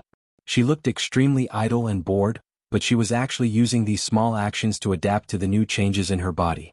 The feedback power of Luo Nan's sealed system grew stronger and stronger during this period of time, causing her soul strength to grow by an even greater margin. The range of her all-encompassing senses easily broke through 100 meters. The effects of her long-range perception were even more profound. She needed to carefully recuperate. How Cat Eyes would deal with the rumors and slanders and recuperate her mental state was not a topic Luonan was concerned with. His consciousness entered the cloud world a mere second after he closed his eyes. Luonan's control over the cloud world was growing stronger and stronger. He just needed to shift his mind to the Wraith sign and he could use it as a springboard. He could see the vast area covered by the soul cloak in his eyes. This sort of simple observation was simple and safe. Could be done at any time and any place. But today he specifically called Cat Eyes over to act as a cover. There was an extremely important node that required special attention. When Luonan's consciousness shifted over, there just so happened to be a mushed-mouth ape. Its body collapsed amidst a mournful shriek. It converged into a mass of bloody light and was completely devoured by the Wraith sign. At first glance, this scene was simply a replay of the pitiful Yuan Yi from a week ago. But on a deeper level, the Wraith sign was already disdainful of the mushed-mouth ape's abundant essence energy. What truly needed this essence energy was the Blood Soul Temple that was established within the Wraith sign's body. At this very moment, lava flowed atop the rocky mountain of the Blood Soul Temple. At first glance, the lava flowed along the mountain's terrain, meandering and diverging. But upon closer inspection, one would discover that the flow of lava did not flow according to the mountain's terrain at all. Instead, it was driven by some sort of power. The lava flowed against the will of the heart as it shuttled up and down. Looking at it for a long time, it was simply like the flow of the blood and energy of the human body. It endowed this ugly and majestic mountain with a bewitching vitality. However, today's focus was still on the very peak of the mountain. There was the final structure atop the mountain. It was an enormous altar that covered the entire peak. It was piled up and built within the bloody light. This represented the completion of the 2000th step of the Blood Soul Temple, the 5th stage of the Blood Soul Temple. This was not a simple matter. The remaining several hundred steps of the Blood Soul Temple were completely formed from the essence energy of the mushed-mouth apes that ran amok in the cloud world. Counting the numbers, Luonan was able to observe that the Wraith sign had hunted at least 4 mushed-mouth apes of various sizes this week. It must be known that these valiant demons possessed combat strength equivalent to a B-rank powerhouse. Even if they were lacking in intelligence, their bodies were enormous. They were proficient in flight and their speed was astonishing. They could attack the mental and material planes at the same time. All of these things were enough to make up for their lack of intelligence. Therefore, killing 4 mushed-mouth apes was equivalent to killing 4 B-rank powerhouses. If it wasn't for the Wraith sign's natural ability to restrain the mushed-mouth apes, and if it wasn't for the fact that the Wraith sign had evolved after devouring Yuan Yi's essence energy, greatly increasing its hunting and devouring abilities. If it wasn't for Luonan's soul cloak that covered a vast area of several thousand kilometers, allowing him to completely control information and intelligence, accomplishing this in a short week would simply be a fantasy story. Even though it was completed now, Luonan still felt that it was somewhat unrealistic. But no matter what, the completion of the Blood Soul Temple was already an established fact. Luonan looked at the 6-layered altar atop the mountain peak. The bloody light flowed upon the altar, stretching out a rigorous structure, and engraving abstract designs. This was an eye-opener for Luonan, but he was also very baffled. Where in the world did this technique come from? Chapter 493. In Luonan's eyes, the Wraith sign's body had already formed its own space and time. There was a boundary of primal chaos in the middle that accommodated the growth and transformation of the Blood Soul Temple. It was extremely mystical. However, the Blood Soul Temple's power clearly increased by a large margin after the altar took form. This power quickly manifested itself outside. The entire mountain released a boundless bloody light that bombarded the surrounding primal chaos. The Blood Soul Temple was undoubtedly fighting over territory with the Wraith sign, which bore it. However, the Wraith sign's control over the Blood Soul Temple did not decrease. Instead, it increased. The surrounding primal chaos remained majestically unmoved despite the 10,000 streaks of bloody light. It easily digested the countercharge of the Blood Soul Temple. This kind of control. Luonan was a bit pleasantly surprised. The Wraith sign had indeed advanced a step earlier. The mushed-mouth ape he had hunted before had more or less manifested the growth of his combat power. But in essence he still had to look at the hierarchical structure of the order frame. Though the Wraith sign's origins were mysterious, It was hard for Luo Nan to distinguish who was stronger and who was weaker when compared to the similarly unfathomable Blood Soul Temple. This was especially true after both of them advanced. It was even harder to judge. Luo Nan was finally able to confirm that the Wraith sign was indeed on the level of the Order frame, firmly suppressing the Blood Soul Temple by a head. Both sides had advanced, but the gap between the two had not shrunk. Instead, it had increased a step further. However, Luo Nan was unable to tell just how much more ability the Wraith sign had gained after its advancement. After all, Luo Nan was limited by the monotonous living environment of the Cloud World, and he had not encountered any powerful enemies. Luo Nan was not crazy enough to go against Gong Qifeng with the Wraith sign. Luo Nan's thoughts circled around a few times. The Blood Soul Temple's 10,000 streaks of bloody light continued for a few rounds. In the end, it was to no avail. In the end, Luo Nan calmed down and used more of the energy obtained from the formation of the altar on his own body. According to the information revealed by the Blood Flame Order, the construction of the 2,000 steps of the Bloodfire path had been completed. The entire structure of the path had been constructed. The remaining 120 steps, the sixth stage, would be an internalized upgrade of the entire Blood Soul Temple. Luo Nan could not tell if it was internalized or not, but he could see that the bloody light was absorbed by the internal structure of the Blood Soul Temple. The internal structure of the Blood Soul Temple was different. Of the 5 internal structures, the stone forest at the bottom was the place where impurities were gathered and converted. The magma formed a lake, and the total amount of bloody light was the most. However, it was constantly changing and it did not accumulate. The courtyard garden on the second floor was where the shepherd marks were stored. There were originally 4 marks. Renhong's mark had been forcefully pulled out of the Blood Soul Temple by Luo Nan using the heavily chained crow. The mark had died from the backlash. The remaining 3 marks were left behind by Lady Halder Yin Lu and the deceased Mo Luan. At that moment, the sanguine light in the garden was like a veil or fog. It was dense but not dense. They arrived at the 3rd layer of the structure, which was a cave built next to the mountain. There was no doubt that this was where most of the bloody light was gathered, so much so that the internalized bloody light simply couldn't go up when it reached this area. It was congested and filled up, forming waves of blood that pushed all the way up until it was overflowing. It was only then that the blood light regained its mobility and surged toward the 4th floor and the altar at the top. Luo Nan stopped looking at the structure above him. He focused his attention on the inside of the cave. It was called a grotto because the structure of this place was somewhat similar to the grottos of ancient Eastern Buddhism. Especially in the depths of the grotto, there were some blurry stone structures carved out of the mountain. Each and every one of them was muddled and faceless. Even their figures weren't very clear. But after the blood light internalized, the internal structure of the grotto clearly deformed. The blurry outlines of the stone statues began to protrude under the wash of the bloody light. Numerous cracks appeared on the surface, and an even thicker amount of bloody magma seeped out from the cracks. The magma began to reshape the stone statues once more. A few seconds later, a clear outline of a stone structure appeared in a corner of the grotto. It was like the chisel of a skilled craftsman. It wasn't lifelike, but it had both form and spirit. So Luo Nan was able to recognize it with a single glance. The mushed-mouth ape. Before Luo Nan could figure out what was going on, one of the 4 shepherd marks floating in the courtyard garden was suddenly pulled by an incorporeal force. It was pulled out from the structure of the garden. It followed the flow of the bloody light and rose step by step. Soon it reached the 3rd floor of the grotto. The shepherd mark was pulled up by a dense tide of bloody light. It was forcefully slapped into the outline of a stone statue.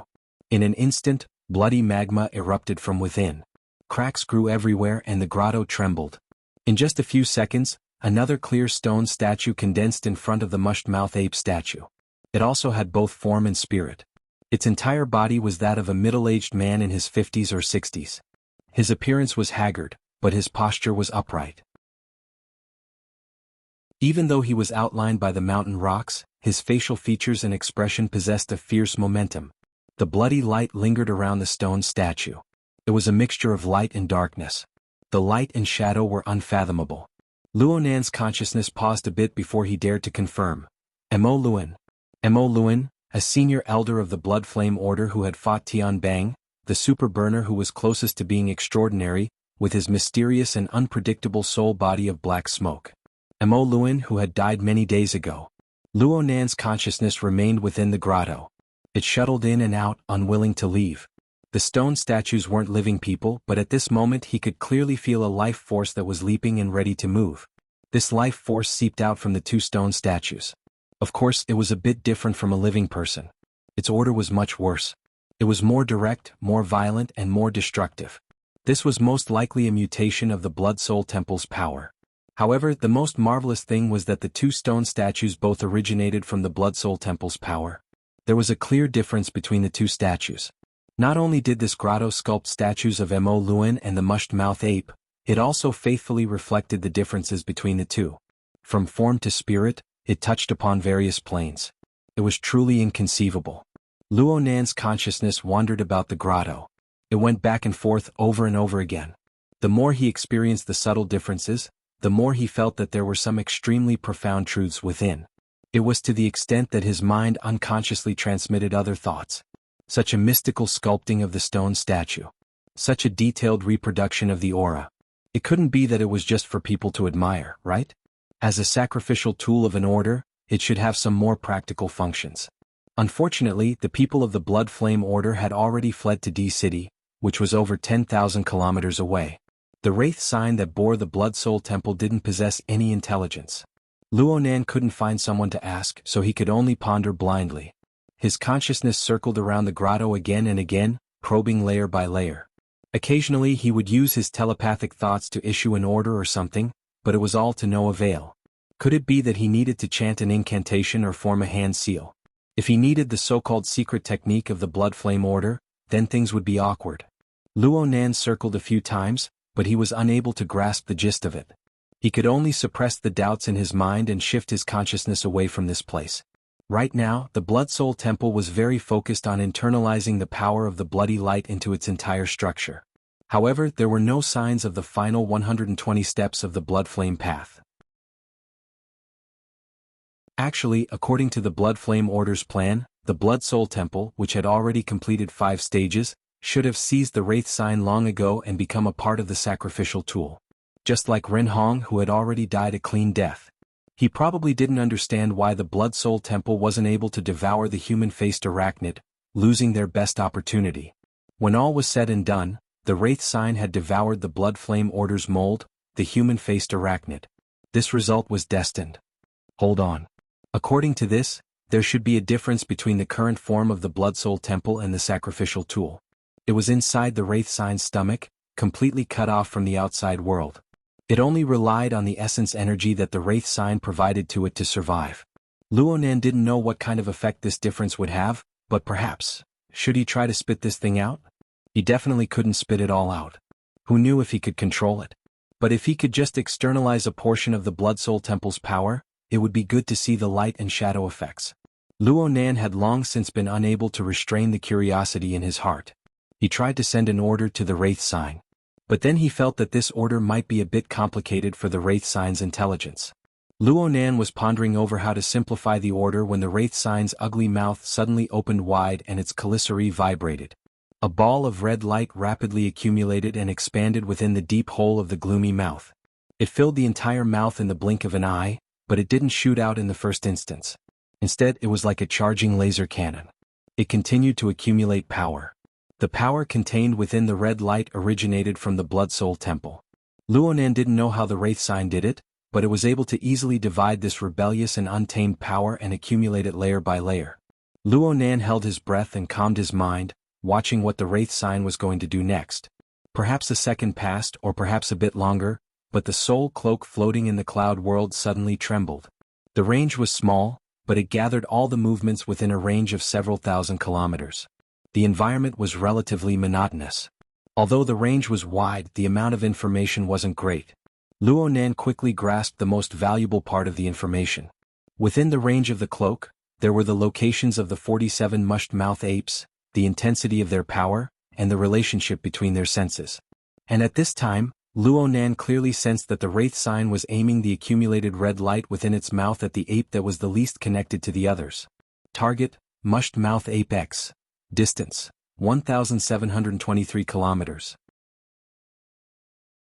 The energy was still accumulating, but the target didn't change. Was it really a laser cannon? Looking at the detection distance, it could be said to be a rail cannon, but could it reach that far? The red light within the wraith sign's mouth fired out noiselessly as Luo Nan's thoughts ran wild.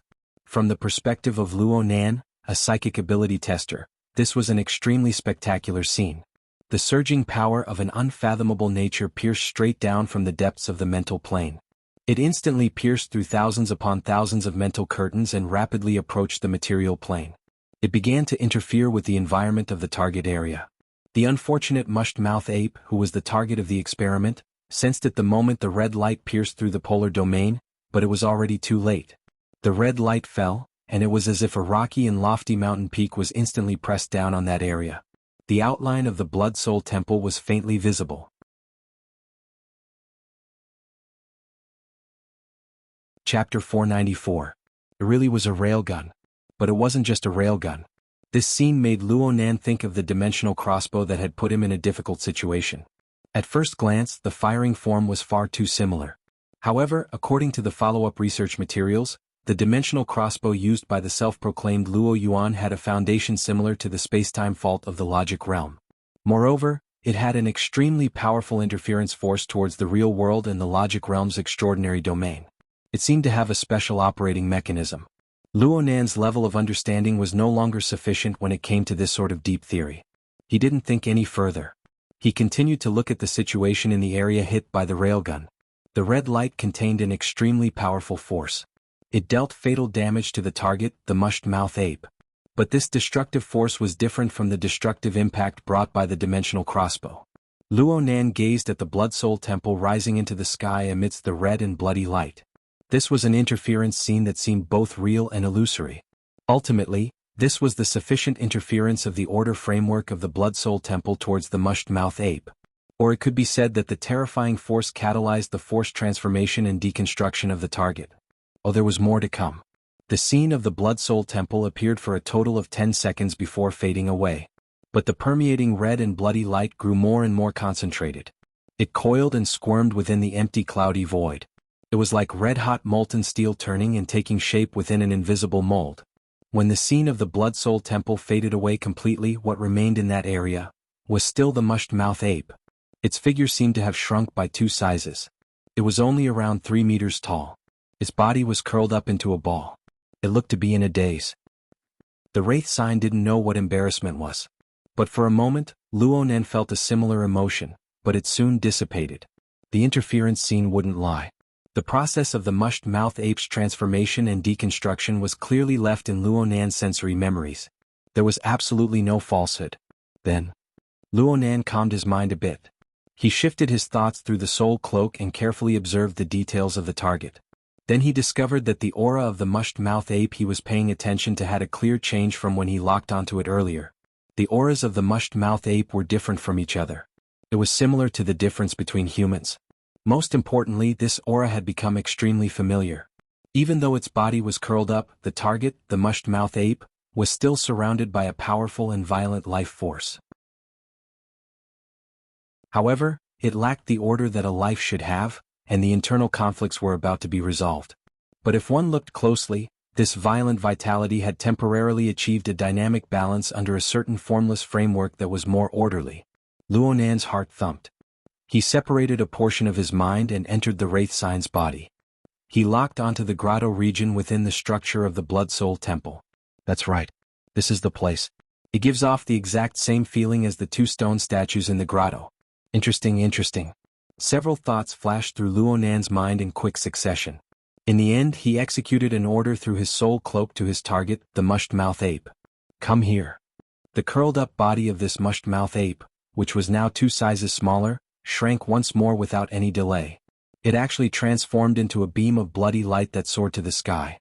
It charged madly in the direction that Luo Nan commanded it to go. A normal mushed-mouth ape's flying speed was as fast as lightning, like a flying phantom. As for this mushed-mouth ape, it transformed into a bloody light and tore through the clouds. Its speed was several times faster. In less than 3 minutes, this small and exquisite mushed-mouth ape had already traversed the distance of 1,700 kilometers. It arrived beneath the cloud layer where the wraith sign resided. The extreme movement turned into extreme stillness in an instant. Only the aftermath of the impact from the splitting space still swept through the clouds, rumbling and echoing. 1,700 kilometers in 3 minutes. It was close to 30 times the speed of sound. The speed of this mush-mouth ape was comparable to a high-powered electromagnetic gun. Could chase the wind and move like lightning. Seriously. A few minutes ago, Luonan never expected that the power of the Blood Soul Temple would surge outward and form an interference scene. In the end, it created a novice level for him. This clearly had something to do with the changes in the grotto on the 3rd floor of the Blood Soul Temple. Alright. It's just a faster version of Yuan 1. Should I call it Yuan 2? Luonan mentally prepared himself in this way. He really wasn't as excited as he was when he controlled Yuan E. He just secretly clenched his fist with the body he left in the real world. Luonan wanted to figure out what was going on. He put more effort into the changes in the sealed system. Though there was an additional Yuan 2, the number of believers orbiting the core star region in the living starry sky did not increase. Instead, the Wraith Sign's influence on the surrounding starry sky clearly increased. Its processing and manufacturing capabilities on the entire production line had a clear increase. At the very least, this proved that the mushed-mouth ape Yuan 2 was not a newly accepted believer. Instead, it was just a tool created by the Wraith Sign through the special interference method of the Blood Soul Temple. Luonan did his best to find a basis for this phenomenon. Perhaps it was just like how his deep sea needed Yuan E as a pillar in order to construct a relatively stable space. The power of the Blood Soul Temple also needed such a foundation in order to be able to display its power. Well, let's not talk about the details of the energy conversion. Using the mushed-mouth ape to exchange for the mushed-mouth ape, even if it was an accelerated version, was quite a subtle transaction. But when he considered the relationship between friend and foe, and the effect of early destruction, he felt an indescribable feeling. Also, did this sort of forceful conversion have a chance of success? Luonan thought about the economic problem. He wanted to conduct a further experiment. This time it was a mushed-mouth ape for a mushed-mouth ape. Perhaps he could make a slight change next time. Luonan's mind stirred as he pondered deeper. Someone's coming. The Wraith Sign in the clouds reacted almost at the same time as his thoughts. An incorporeal wave transmitted, and Yuan 2 received the order from below. He instantly transformed into a streak of bloody light and entered the Wraith Sign's gaping mouth. His form and shadow vanished. There was such an operation? Luonan watched as Yuan 2 transformed into a bloody light and returned to the 3rd level of the cave, fusing together with the stone statue. The mushed-mouth ape statue was affected by this, and its veins and lines gradually grew brighter. It gave off a feeling of flesh and blood being reborn. Luonan didn't observe in detail because a thunderclap rang out 1,700 kilometers away in the area where Yuan 2 had transformed and reconstructed. Gong Qi's figure appeared from the clouds, drawing all of Luonan's attention. Gong Qi's soul body state was practically no different from a real person. He was even a bit younger than what was shown in the data. There was only a layer of green-gray light curling around him. It scattered like smoke, condensed like a wide robe, flickering indefinitely. Snake Tongue's figure wasn't by his side right now. Instead, Luonan's soul cloak fluttered faintly in the surroundings. The fine waves of the polar domain and the changes of order on the molecular and atomic planes were linked together in an extremely ingenious manner. The cloud world was truly the friendliest environment for the soul cloak, which operated with the condensation ring. Water vapor was abundant, and the mental plane and the material world were interwoven like a labyrinth. Even the slightest ripple would be drowned in the surging airflow of the high altitude.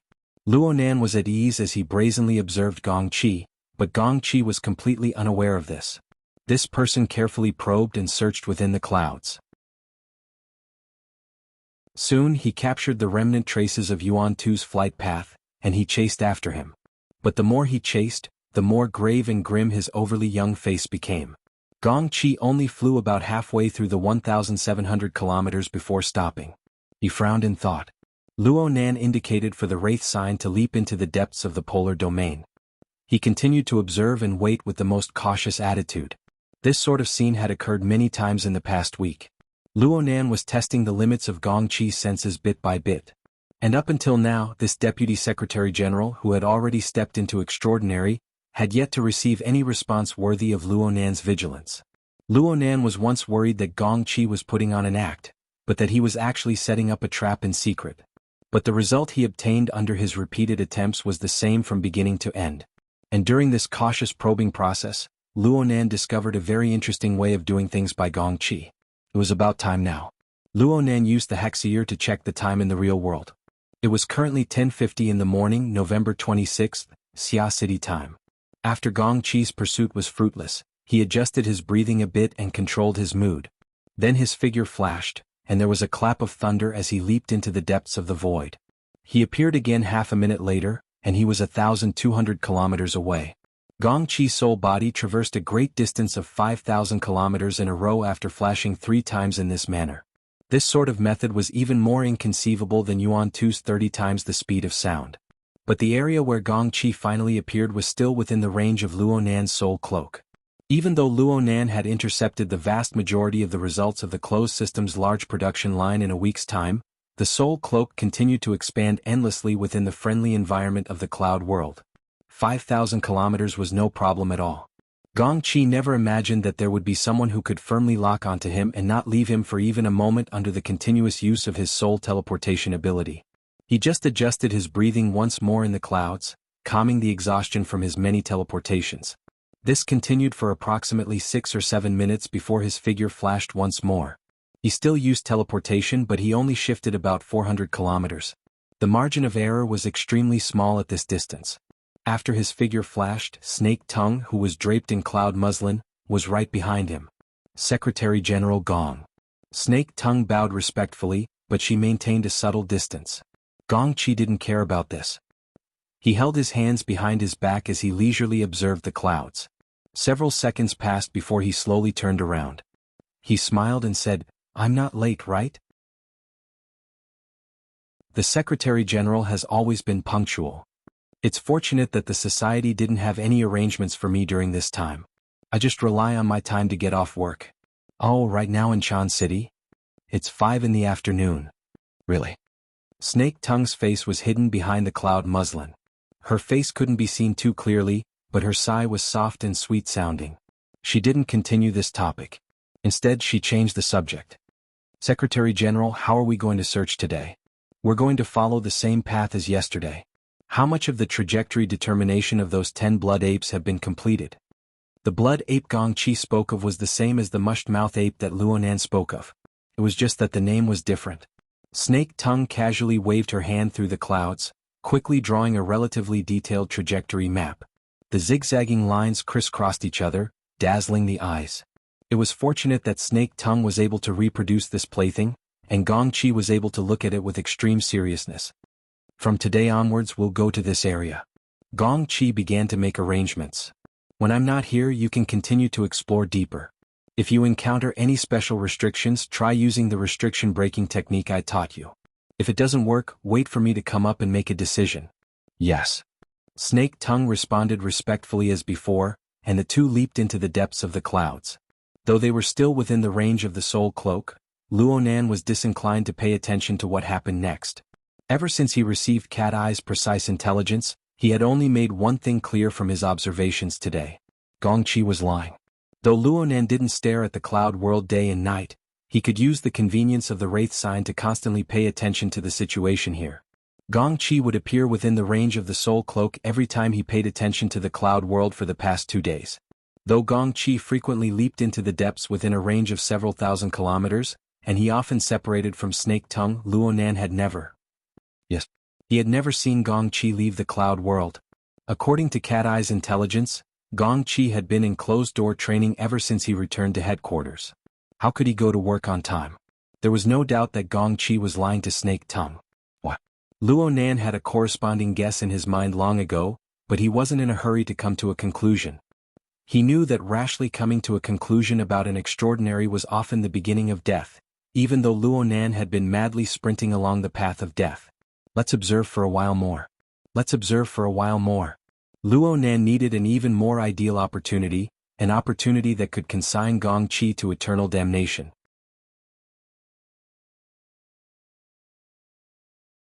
Chapter 495. Just a few days into December, a wave of cold air arrived unexpectedly. The temperature was 20 degrees below zero, and the harsh weather of snow turned Xia City into a city of ice and snow.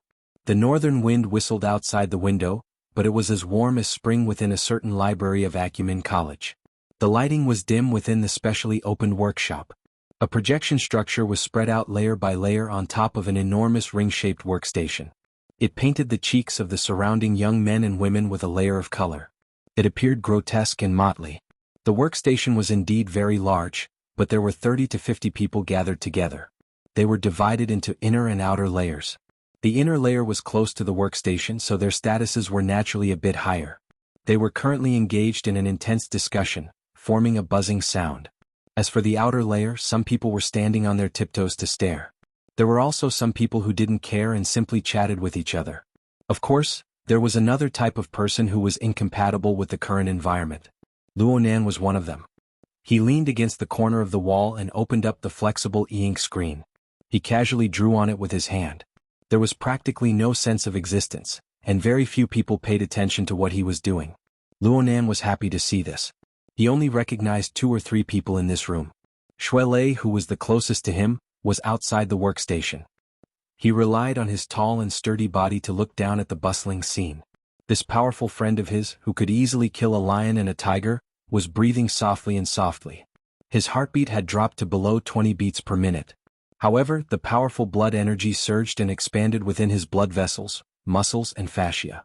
It formed a slight vibration that approached the infrasonic zone. It spread out on a level that ordinary people were unable to perceive.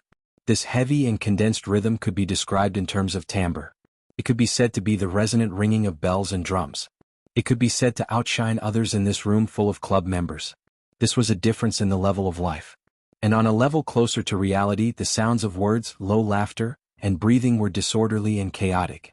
The peaks and valleys of the sound waves collided and converged, creating a complex distortion. If one were to factor in semantics, it would undoubtedly paint a scene without any sense of beauty. Luonan, who was the recorder, couldn't help but shake his head. His hands never stopped, sketching lines and structures that grew more and more complex. Seeing that the newly created page was already out of shape, an even more directional sound wave entered Luonan's ear. "Brother Nan?" The word brother was said a bit vaguely. It was like a mixture of he and da. It was the transition from Nanster to Brother Nan. In a situation where his age and age were higher, it was a bit hard for a young man like Tianqi to take the initiative to change the way he addressed Luonan. But this was Tianqi's decision. Tianqi. His name was the same as Gong Qi's, but he was just a youth in heat who wished to use the mysticism arts to pick up girls. Even if he had all sorts of problems, he was still much cuter than the Deputy Secretary General. At this time he moved close to Luonan's ear and whispered a reminder. "Brother Nan, the performance of the group activities will all be recorded into the points." That's right. Luonan's current location was the collective activity location of the Mystic Arts Research Society's Arcana Deconstruction Group. The time had yet of the club. The club members of the club. And before. The club building as in the building. The Club of the Mystic. The Mystic Arts Research Club's original location had yet to be rented. It would take a certain amount of time to relocate and purchase all sorts of equipment. The club's relocation had yet to begin. But as a member of the Order Club, he and Shuelei merged into the Mystic Arts Research Club according to the school's principle of not one member missing. They began a brand new club career. Today was the second time Luonan and Shuelei joined the club. For the first time, the relevant person in charge gave them a few introductions. This time they did what they needed to do. Luonan wasn't very sociable, but the former president, Lady Du Yong, broke the door and left. The new president, Blood Peony Tang Yi, patted her butt and followed her teacher to the wilderness to do research. The club was like a group of dragons without a leader for a short period of time. Everyone had their own plans. Perhaps this was the most important factor. Luonan had heard a certain sissy wail many times. "If you want to be a hands-off boss, then why did you steal my position in the first place?" In any case, Luonan needed some time to adapt to this new environment. Tianqi's flattery saved him quite a bit of effort. It was thanks to Tianqi's recommendation that Luonan and Shuelei weren't completely isolated from the start. At the very least they had a few nodding acquaintances. Because of this and because of Tianqi, Luonan treated Tianqi rather warmly.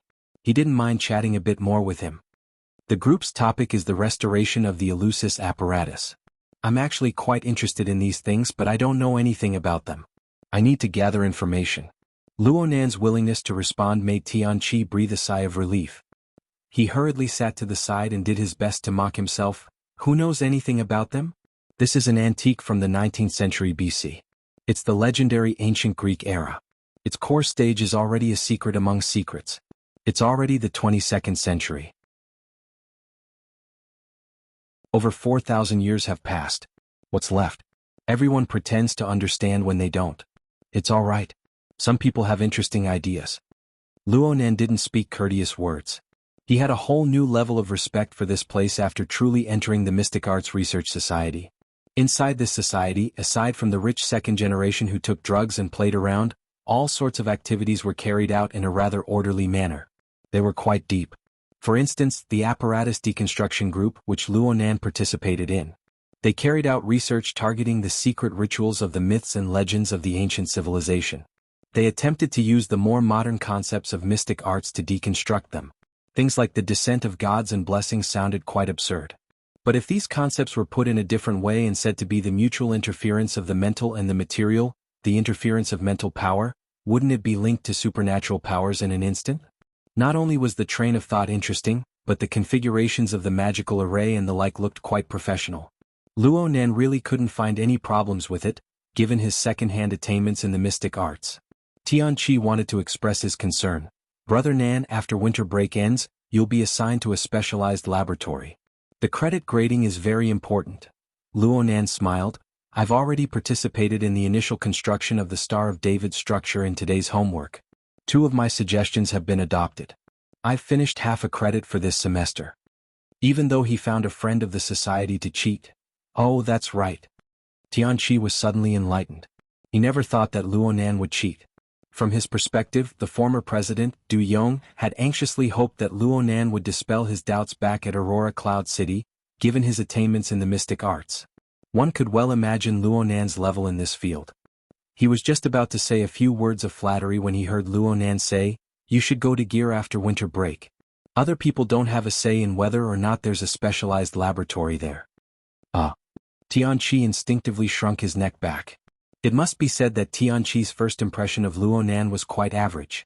But as his familiarity with Luonan deepened, especially when he went to Aurora Cloud City that day, his psychological position was completely subverted. He had been a bystander the entire time that day, but he had seen Luonan's powerful circle of friends and Luonan's core position in his circle of friends. There was no need to talk about the matter with Du Yong. The top silk pants Xie Junping and Hu Huaying were simply lackeys in front of Luonan. There was also his older cousin Tianxi, who he had always viewed as his greatest support in the school. She had torn apart all pretenses with the vice president of the student council, Chen Weiken, just because of a few words from Luonan. If such a person with energy really wanted to go head-to-head against the Mystic Arts Research Society, no matter the outcome, it would be a fight between immortals. He, a mortal, might not even have the qualifications to stand on the side and cheer for Luonan. Tianqi was a bit stunned for a time when he thought about the conflict that might occur in the future. Luonan didn't care about him. Most of Luonan's energy had been focused on collecting and analyzing the sound plane when he was chatting with Luonan. He had been scribbling and drawing on the flexible e-ink screen all this time, recording his insights. Tianqi was silent for a long time. He was a bit embarrassed. He subconsciously extended his head to sweep a few glances upwards. He saw the drawing interface and his gaze became a bit unfocused. Could it be that his IQ was low? How come he was completely unable to see the order within? Those chaotic lines and the randomly drawn symbols were simply an enormous mockery of human reason. Luonan knew that Tianqi was dizzy, but he had no intention of explaining. Whether it was chatting or silence, Luonan never forgot where his mental energy should be directed from beginning to end. Ever since Luonan set the basic principle of observing and waiting for Gongqi in the cloud world, Luonan gradually calmed his mind. He did more practical things while maintaining his observation. In the beginning he was quite worried that Gongqi would suddenly make a breakthrough in a moment of carelessness. Gongqi would see through the truth of the cloud world, and Luonan would be powerless to do anything but watch helplessly. But as time passed, his restless thoughts gradually settled.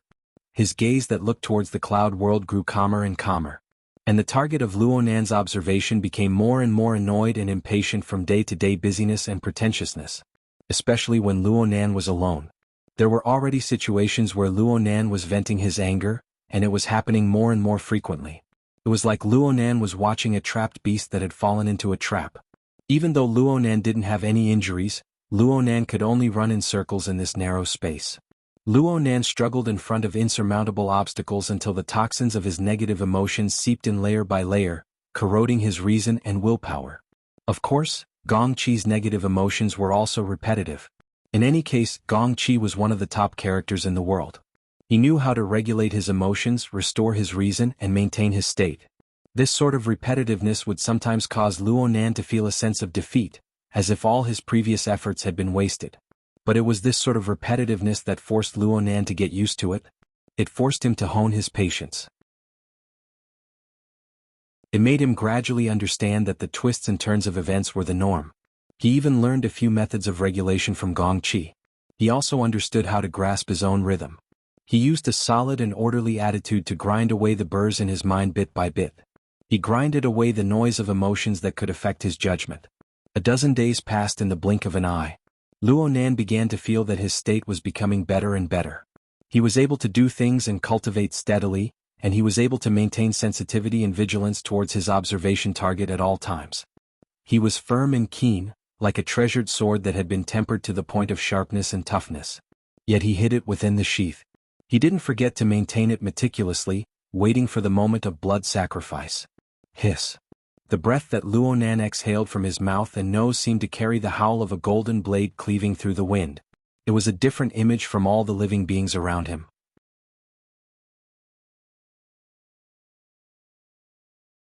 Chapter 496. Luo Nan was an expert in mental senses. The integration and reconstruction of the external information structure was nothing to him. He was actually more concerned about the situation within his body. Right now, his 2 kidneys were trembling and heating up. Then his heart, liver, spleen, and lungs responded. Energy interweaved like a net and densely covered his entire body. It was clear that his 9 orifices and 6 roots internal cultivation technique had reached a critical juncture. Luo Nan took 2 deep breaths and adapted to his current state. He then sent a signal to Shuelei. Shuelei heard the signal and hurriedly retreated from the crowd. Luo Nan put away his digital pen and swept his eyes over the messy drawing page. He saved and exited. He frowned as soon as he exited to the starting interface. A woman's voice came through a second later. "You must be Junior Nan. I finally get to see you in person." Tianqi saw the newcomer and hurriedly got up to greet her. "Senior Sister Fei." He had a bad feeling in his heart. This Senior Sister Fei was a relatively famous second-generation member of the society. She was the type that brought money into the group. She was willful and had quite an influence. Most importantly, Huang Bingjin, the society officer who had a conflict with Luo Nan and was still being treated in the hospital, belonged to her branch. Strictly speaking, there was an old grudge between the two. Some time ago, there were quite a few voices in the society that wanted to teach Luo Nan a lesson. Could it be that they were here? Tianqi was worried about how to remind Luo Nan, but he had to do an introduction first. "Brother Nan, this is Senior Sister Fei Jin. She's the general manager of the society's public relations department." He intentionally emphasized the word general manager in hopes of attracting Luo Nan's attention. Unfortunately, his careful plan was completely wasted. How could Luo Nan remember the name and position of a random soldier who had a grudge against him a month or 2 ago? Even if he knew, he wouldn't care. Under the dim lighting of the workshop, only a faint outline of Fei Jin's appearance could be seen. She could be considered beautiful and upright. Luo Nan had no interest in delving into the minute details. He just nodded and continued to pack up. Fei Jin walked forward with a giggle and let out a rather exaggerated sigh. "Wow, Junior Nan, I've heard of your name for a long time. I saw your video too. You're really super handsome. Junior, are you practicing martial arts? Is there really such a thing as internal strength? Can you teach me?" Under Tianqi's dumbfounded expression, Fei Jin's attitude was simply the attitude of a fan facing a celebrity. She put her palms together and bowed slightly, giving off the feeling of a young lady. Tianqi had never seen Fei Jin like this before. He was a little confused and asked subconsciously, "Video? The one that's very popular on the campus forum." Fei Jin really didn't regard Luo Nan as an outsider. She directly sat on the other side of Luo Nan and leaned her body over. She naturally pressed half of her ample body against Luo Nan's elbow. Her hand slid across the flexible e-ink screen to carry out operations. Only then did he say hello. "I've left a message on it. You'll know when you open it. Wow, there are so few apps on it. What's this? You haven't finished downloading?" Fei Jin was a little curious. She tapped on the gray icon on the top half of the screen with her black painted fingernail. Naturally there was no response. Luonan's eyes narrowed. He extended his hand and pushed Fei Jin's fingers away. There's no need to look anymore. I know what's going on.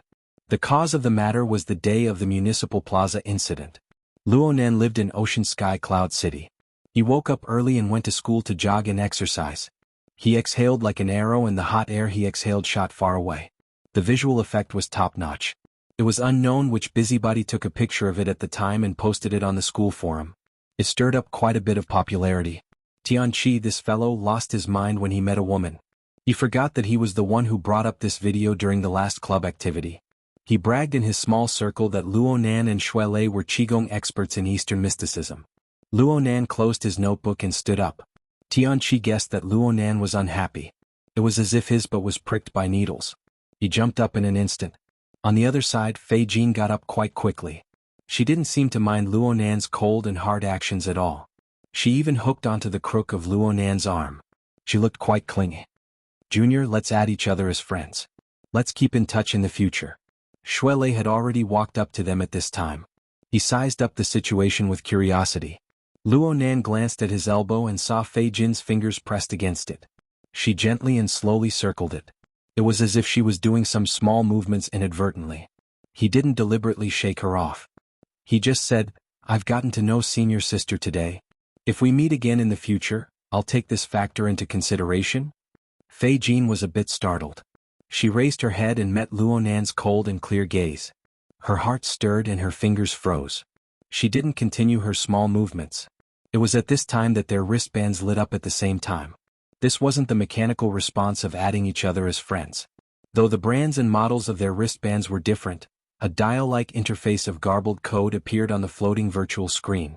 Broken symbols shuttled back and forth, ultimately piecing together to form a classic DNA double helix structure. Then their wristbands vibrated, indicating that they had received a message. Luonan didn't react at all. He glanced at his wristband and went straight ahead. He soon left Fei Jin behind. Fei Jin didn't chase after him, but her originally stiff expression softened and returned to spring. Her lips hooked into a subtle curve. Brother Nan. Brother Nan. Tianqi chased after Luonan with quick steps. A layer of sweat had piled up on his forehead. Luonan didn't feel like bickering with him. He just said, help me ask for a leave. Leicesters too. Okay. Tianqi could only stop and watch as Luonan and Shuelei walked out side by side. Who's that guy? He doesn't have any skills. Did he just come to strike up a conversation? Shuelei asked in a low voice as they walked along the library corridor. He should be the representative of the funds behind the Mystic Arts Research Society. Small shareholders. Their ratio isn't high. I've seen them in the information before. I have a bit of an impression. Luonan had done his homework after the ownership of gear was confirmed. Otherwise, he wouldn't have deliberately displayed a cold and hard attitude today. The conflict between him and the investors of the Mystic Arts Research Society would erupt sooner or later regarding the issue of gear. From the looks of things, it was better to erupt sooner rather than later. He didn't mind making his attitude clear early on. However, the synchronized message from the two wristbands was unexpected. The DNA double helix was the brand logo of a high-end event.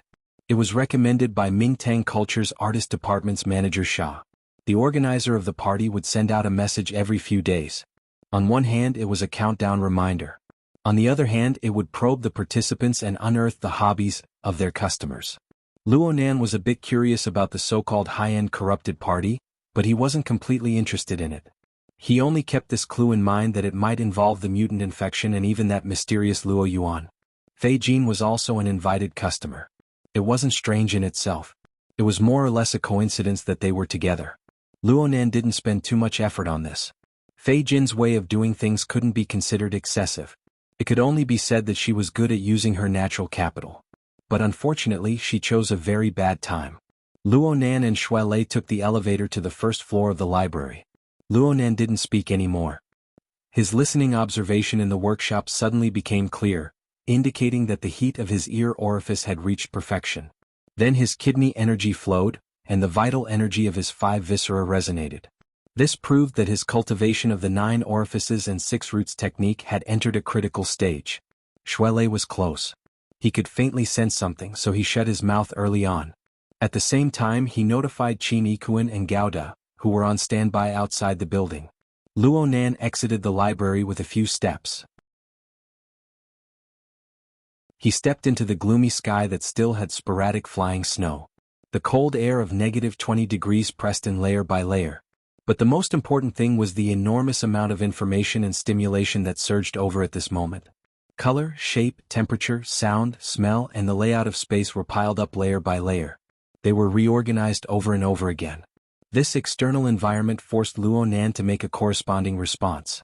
At the same time, he differentiated between the meaningfulness of his response and the meaningfulness of it. He remolded his own instincts. Luo Nan's unique attainments and mental senses helped Luo Nan greatly in this regard. He was very clear on the judgment of information, the direction, and the technique of integration. He practically didn't need to take a detour, and he was able to put more mental energy into the transformation of his fleshly body. The 9 orifices and 6 roots technique was established on the basis of classical Eastern philosophy. It had always viewed cultivation as an interconnected whole. Luo Nan's ear orifice was perfected, and his kidney energy was budding.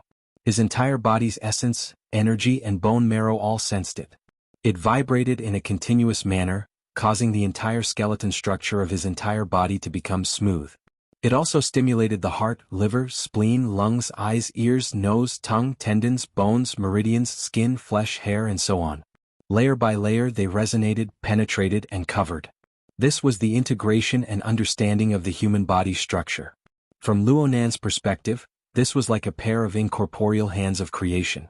It controlled all the perceptible and measurable particles of matter. It piled up and fused together to form a grand and precise architectural structure. The corresponding structure guided energy and information from low to high. It climbed step by step. First, the foundation of matter was established. Then, the carrier of life was constructed. Then, the guidance was further refined to form a precise form for processing information. From the most basic reactions, the most basic emotions, to relatively clear thoughts and train of thought, all the way to high-level thoughts and emotions. Finally, Luo Nan took a step into the grand palace of the mind. The process of déjà vu corresponded with Luo Nan's feelings and awareness at all times. It allowed him to possess a clearer understanding. That's right. This was a grand building constructed from the material plane that led to the mental plane of nothingness. It was rooted in the fleshly body, yet it transcended above it. It was the Tower of Babel that connected the mental and the material. It was Mount Buzhou that connected the limits of man and heaven. Though it didn't break away from Luo Nan's established order framework, it was just a demonstration of its reconstruction. It allowed the coupling relationship between Luo Nan's God gear and body gear to cut into a deeper plane. Rays of light rushed up from the bottom of the ice-cold and silent sea of God gear. The mental interfered with the material, and the material interfered with the mental.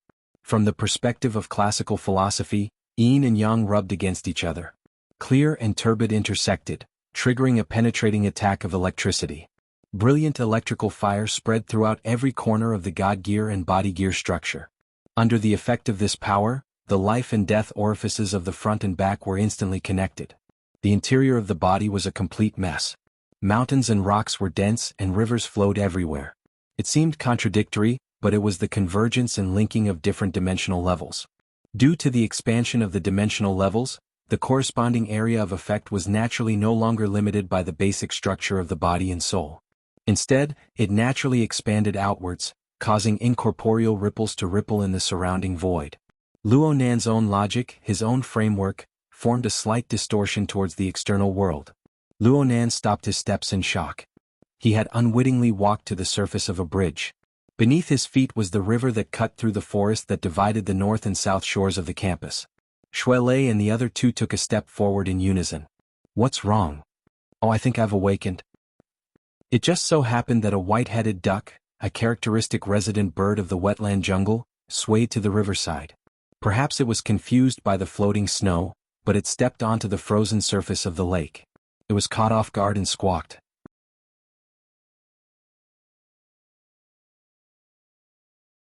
Chapter 497. Sprinkle flowers to congratulate a certain weakling for finally getting rid of his substitute hat and officially entering the 70,000-strong group. When are you going to hold a feast? Everyone will congratulate you. I will catch a fish as a gift, a congratulatory message from the bottom of the sea. Looking at this momentum, the raiding companies of the inner world are going to explode. The military intelligence department will probably use your face as a target to throw darts at. Do you want me to take a few stacks of paper talismans from Old Gao? Honest arts and crafts store owner. I think President Ouyang is really going to explode. His self-logic theory will definitely need a revised version. The biology team of the society has been calling me to work overtime every day for the past 2 days. I can't even write my own thesis. Resentful medical worker. A psychic awakening in the fleshly mode. This is actually a wrong path. He might go berserk in the next moment, vomit blood and die. Pessimistic believer. Damn, what's wrong with fleshly mode? Nanster, why don't you come to the wilderness? You don't have to go far. Let's do some assault training and consolidate. Former Special Forces soldier entering annual training. The main thing is how much my combat strength has increased. Everything else is meaningless. I can be a sparring partner. A low-key assassin. Wrong. Everything is a financial problem. The most important thing is how much my net worth has increased. Right now, the number of laboratories that want to find Boss Luo to breed has increased to 12. This is just the number of applications. I think that just by selling sperm, the big guy at Ocean Sky Cloud City would be able to change ownership. Erudite Doghead Advisor. Luo Nan was forcefully pulled into a temporary discussion group on the Psychic Wave Network. This group included practically all the members of the society he knew. In a certain sense, everyone's enthusiasm was high. Congratulatory messages flew in like snowflakes. It was just that in the end the direction was a bit off. Luo Nan rolled his eyes in response. He simply said, "I'm in class. It's my treat later." Then he set the discussion group's information to receive but not remind mode. Then he raised his head and continued to seriously watch Gym Master Xiu write with Shuele. Right now the environment he was in was quite odd. It was a -20-degree snowy day, but the front and back windows of the entire room were still open. There was no heating, air conditioning or other heating facilities. The temperature inside and outside was practically the same. Snowflakes drifted in, accumulating a thin layer on the windowsill and the floor. Although he was meeting Dojo Master Xiu, this was no longer the Divine Yu Dojo. It was just a single apartment. The floor area was only 50 square meters, but since Gym Master Xiu didn't use much furniture and daily necessities, most of them were stuffed into the storage room downstairs. Thus, the room didn't seem crowded and even felt a little spacious. In the study there was only a table and a chair. There were some paper books piled up in the corner. Brush, ink, paper and inkstone were all available on the table. The paperweight was pressed against the top of the Shen paper, but when the air blew past, the edge of the paper still trembled slightly. But no matter what, wherever the tip of the brush landed, the surface of the paper was smooth and stable. The ink flowed, and in one breath, 32 words were written. The words read, "Heaven and earth set their positions, yin and yang of the universe. Changes are not permanent, comings and goings are impermanent. Transforming Kan and Li was the Tao discipline framework. God knows how to transform and virtue matches the heavens." While writing, Gym Master Xiu had casually explained that the general meaning of this passage was, "There is a world inside the body, and there is another world outside the body. The two are ever-changing and cultivators must grasp the core principles. Grasping order from the inside to the outside, connecting heaven and man. Only then can one's virtue match heaven and earth, and one's Tao surpass the ages." The word in it was Ji Gang. Luo Nan deeply believed in this. Discipline framework was order. It was efficiency. It was format. After his awakening, his body and soul interfered, and the level of dimensions expanded. The resources he grasped increased at an astonishing rate. His precision increased by a large margin under the crisscrossing senses of multiple dimensions and angles. Not to mention the external world, Luo Nan could already feel the subtle deformations of his nerve cell membranes when he focused his attention. The effects on the nerve endings led to a certain flow of bioelectricity, and even the entire process of forming specific nerve impulses. If a single nerve was like this, then the corresponding amount of information could be imagined when the entire nervous system was calculated. Expanding from the details, the complex structure of the human body was involved. On the cellular level, the human body was filled with traces of assembly. On the microscopic level, every cell was relatively independent, yet they were exquisitely assembled together. They endlessly produced the basic source substance needed for life, as well as the energy to sustain life. On a larger scale, the 5 viscera and 6 bowels, the fascia, the flesh, and the blood were all components of the human body system. They supplied energy, conducted energy, performed work, and realized various functions of the human body. If one wanted to completely control every detail of such a complex and precise system, the human brain would have to be replaced with a supercomputer. Only then would one need to have an extraordinarily powerful energy and heat dissipation system. Fortunately, humans had already formed a set of relatively perfect basic information processing methods during the long process of evolution. It was enough to deal with the majority of situations in normal life. Controlling resources and corresponding processing methods combined together was a type of self-format. It was just that it was a bit fuzzy and low-end. But for ability users and awakened ones, they needed to have more efficient, more concise, more precise, and more targeted choices in order to control power that far exceeded that of ordinary people, to reach a deeper level, and to even gain something from the vast heaven and earth. Your Gestalt, Shuelei's rune seed, the military's format of fire. Actually, all ability users cultivate and apply their usual methods. They are all discipline framework. They are all formats. It's just that there is a distinction between roughness and exquisiteness. There is a distinction between a small path and a great path. Gym Master Shio washed away the ink on his brush and returned it to its original position on the rack. His words were like ink that had been moistened by the brush wash, fading into nothingness. All discipline framework formats need to be filled with details and laws. Otherwise, it would just be talking about the metaphysical. It sounds right, but it's actually irrelevant. On this point, I won't deny that the accumulation of the school of martial arts is still shallow. There are too many intuition experiences and philosophical speculations. In actual development, it is already far inferior to the archetype format, which has absorbed relevant experience and pushed forward with the power of the entire world. He played down the field that his school excelled in. Shuelei's mouth moved in response to this, but he didn't say anything in the end. Luonan's expression was calm as he pondered in detail. Gym Master Shio faced Luonan. There's nothing much to teach you now that you've reached the awakened stage. After all, you still walk the path of the mental side. You don't need to engage in close combat with others. I just want to remind you that humanity's many years of research have yielded very abundant results. Building a car behind closed doors is the most foolish course of action. In this day and age, even if everyone works together, there will still be moats that cannot be filled, let alone others. Shuelei needs to remember this point as well. Luonan and Shuelei responded in unison. However, Luonan immediately said, "Gym Master, please spur me on from time to time in my cultivation from now on. I've been thinking about the problem of the format for the past 2 days. There are some unreliable ideas that I need Gym Master to review." Gym Master Shio shook his head. "You won't let me have peace? I won't be able to control you for a few days." The two youths looked at each other. Shuelei raised his eyebrows at Luonan. His expression was nervous and fretful. Luonan knew what was going on. As the winter solstice approached, the arranged battle between the Thunder Falcon Martial School's Duanhong and Gym Master Shio was imminent. Let's not talk about Duanhong's strength. Let's not talk about Duanhong's collusion with the military. Gym Master Shio had to move, sit idly, practice calligraphy. Nothing else had been prepared. There was only half a month left until December 22nd. Shuelei grew more and more impatient the closer the time came. Luonan didn't understand Gym Master Shio's plans at all, but he had a bad feeling. In the past he couldn't see through Gym Master Shio, so he didn't dare to forcefully probe him. After his awakening, Shuelei instigated him to take advantage of the demonstration to roughly probe Gym Master Shio. Gym Master Shio's situation was terrible. The state of Gym Master Shio's body was a complete mess. It was as if there was an atomic furnace that had gone out of control within his body. It constantly emitted catastrophic pulses, destroying everything in its surroundings. But before the pulses truly spread out of his body, they would magically dissolve one by one, not revealing themselves.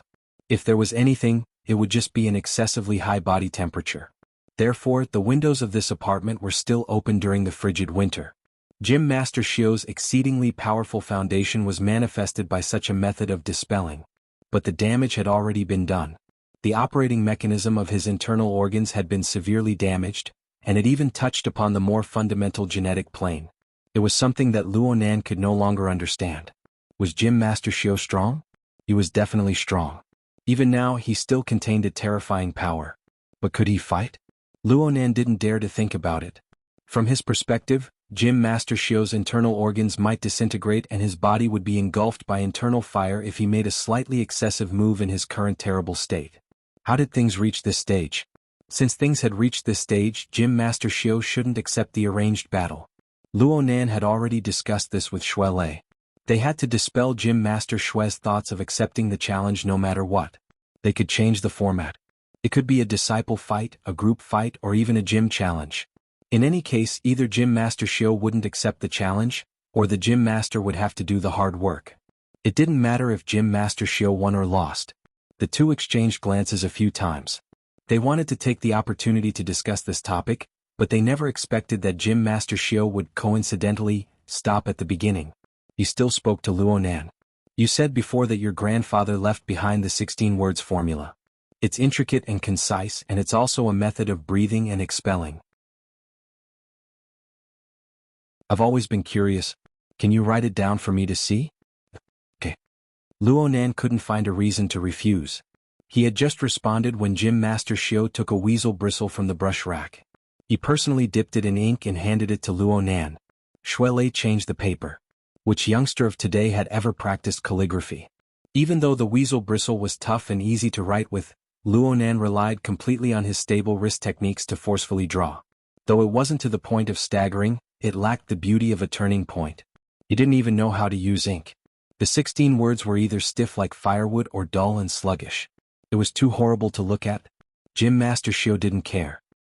He straightened the writing on the Shen paper and placed it before his eyes for a careful look. He didn't raise his head in the middle. He extended a hand and asked Luo Nan for the weasel bristle. He circled the fourth word of the second section. Then he wrote it again next to Luo Nan's ugly word. The word was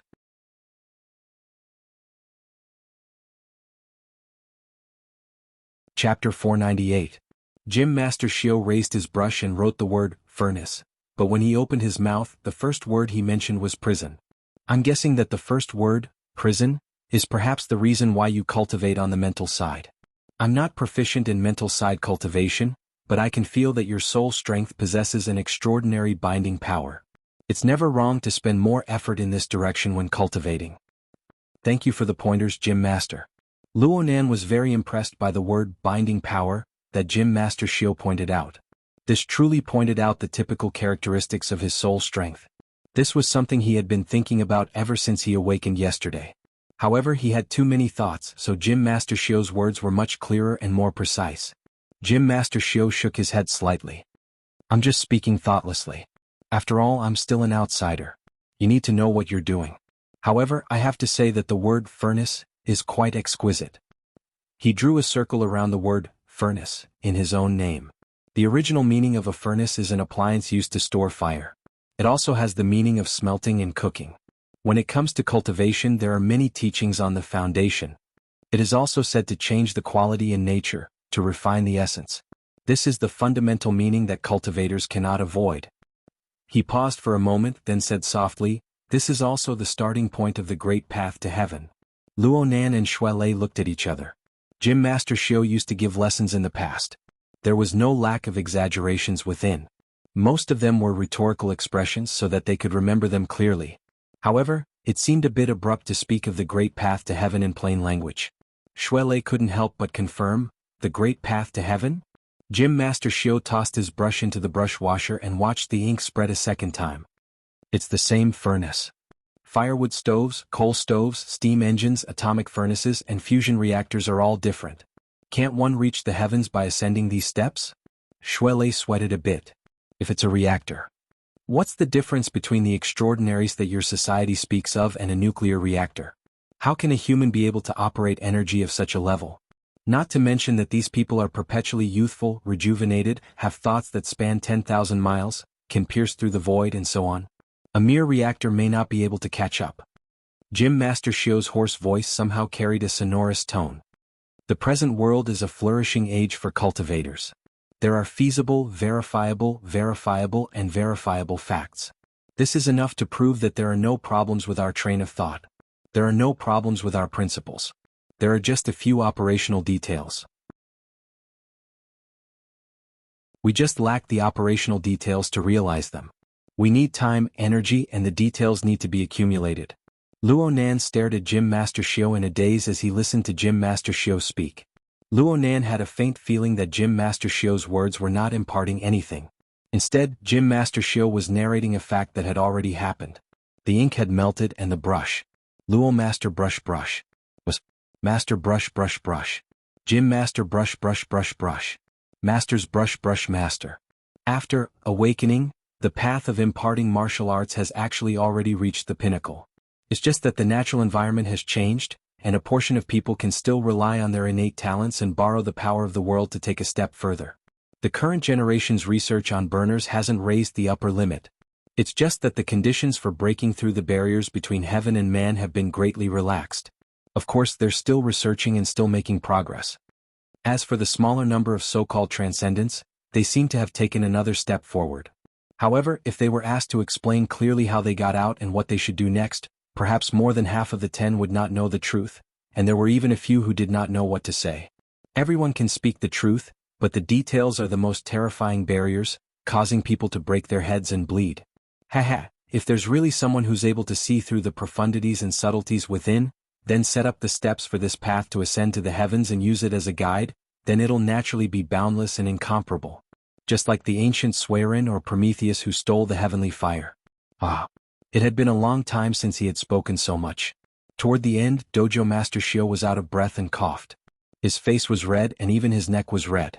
However, there was a smile within the coughing, a smile that caused Luo Nan and Shui Lei to be both worried and perplexed. Luo Nan never imagined that there would be someone like Gym Master Xiao, who casually evaluated extraordinaries. Moreover, his words were filled with disdain.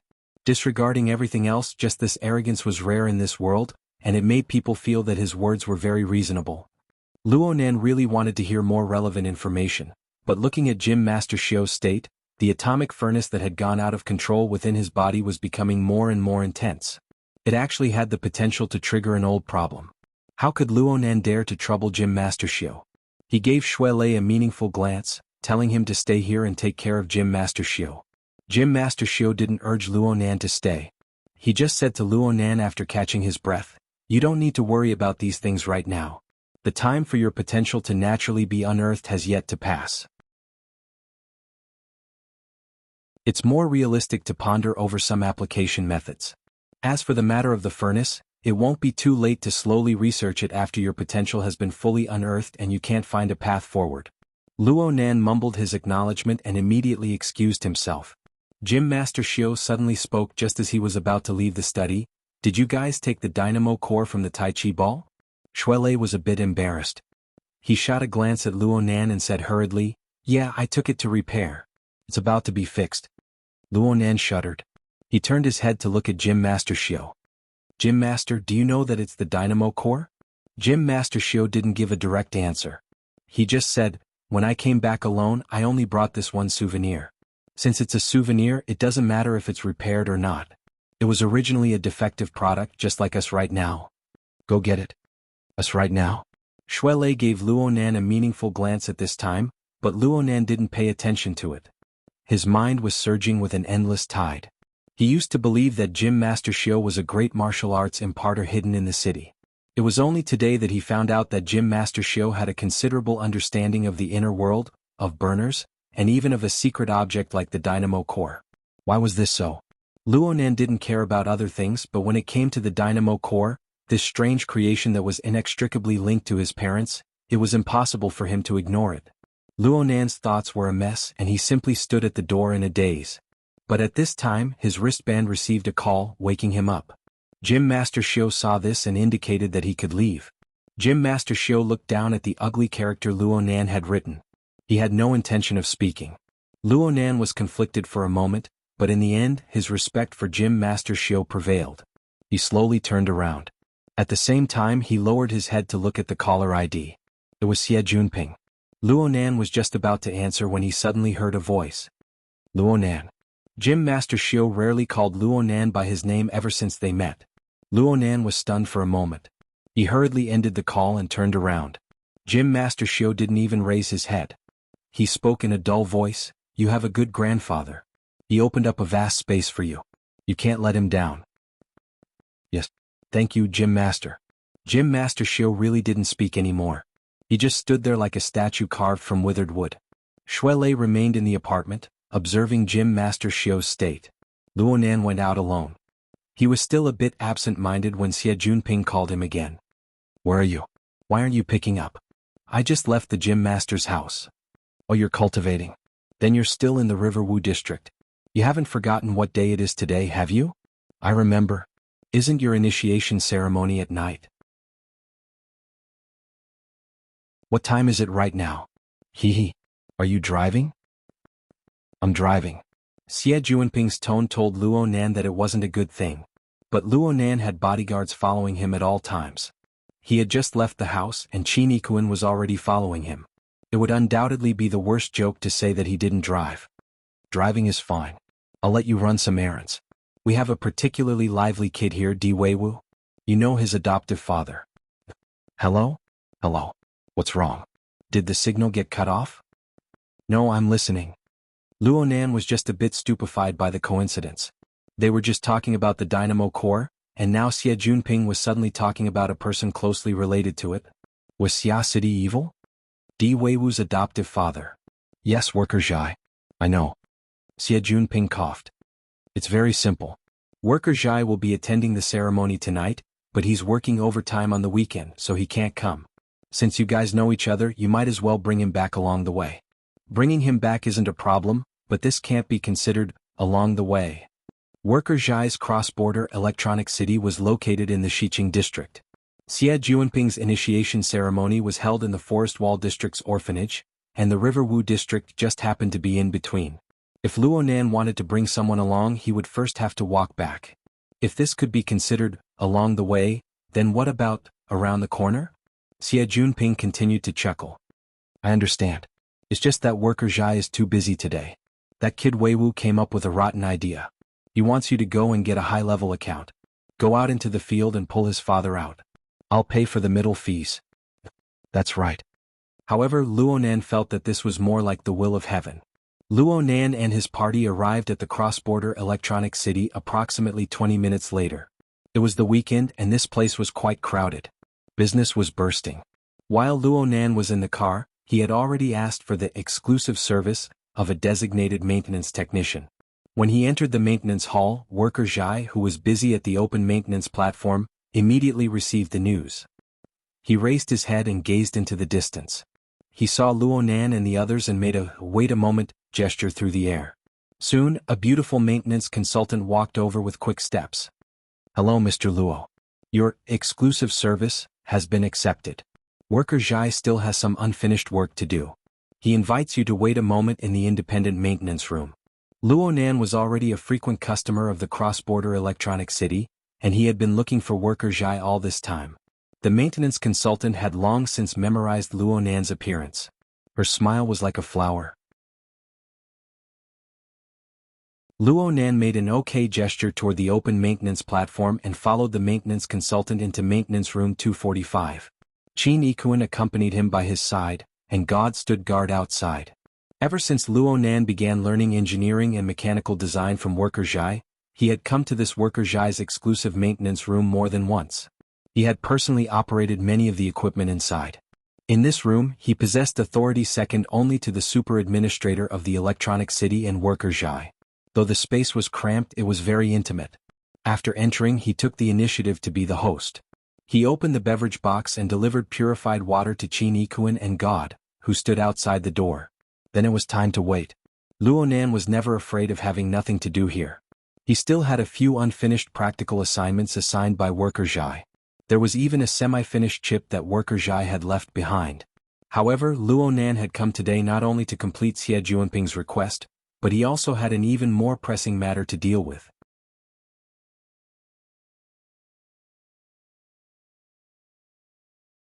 Chapter 499. Luonan sat cross-legged in the center of the spacious hall.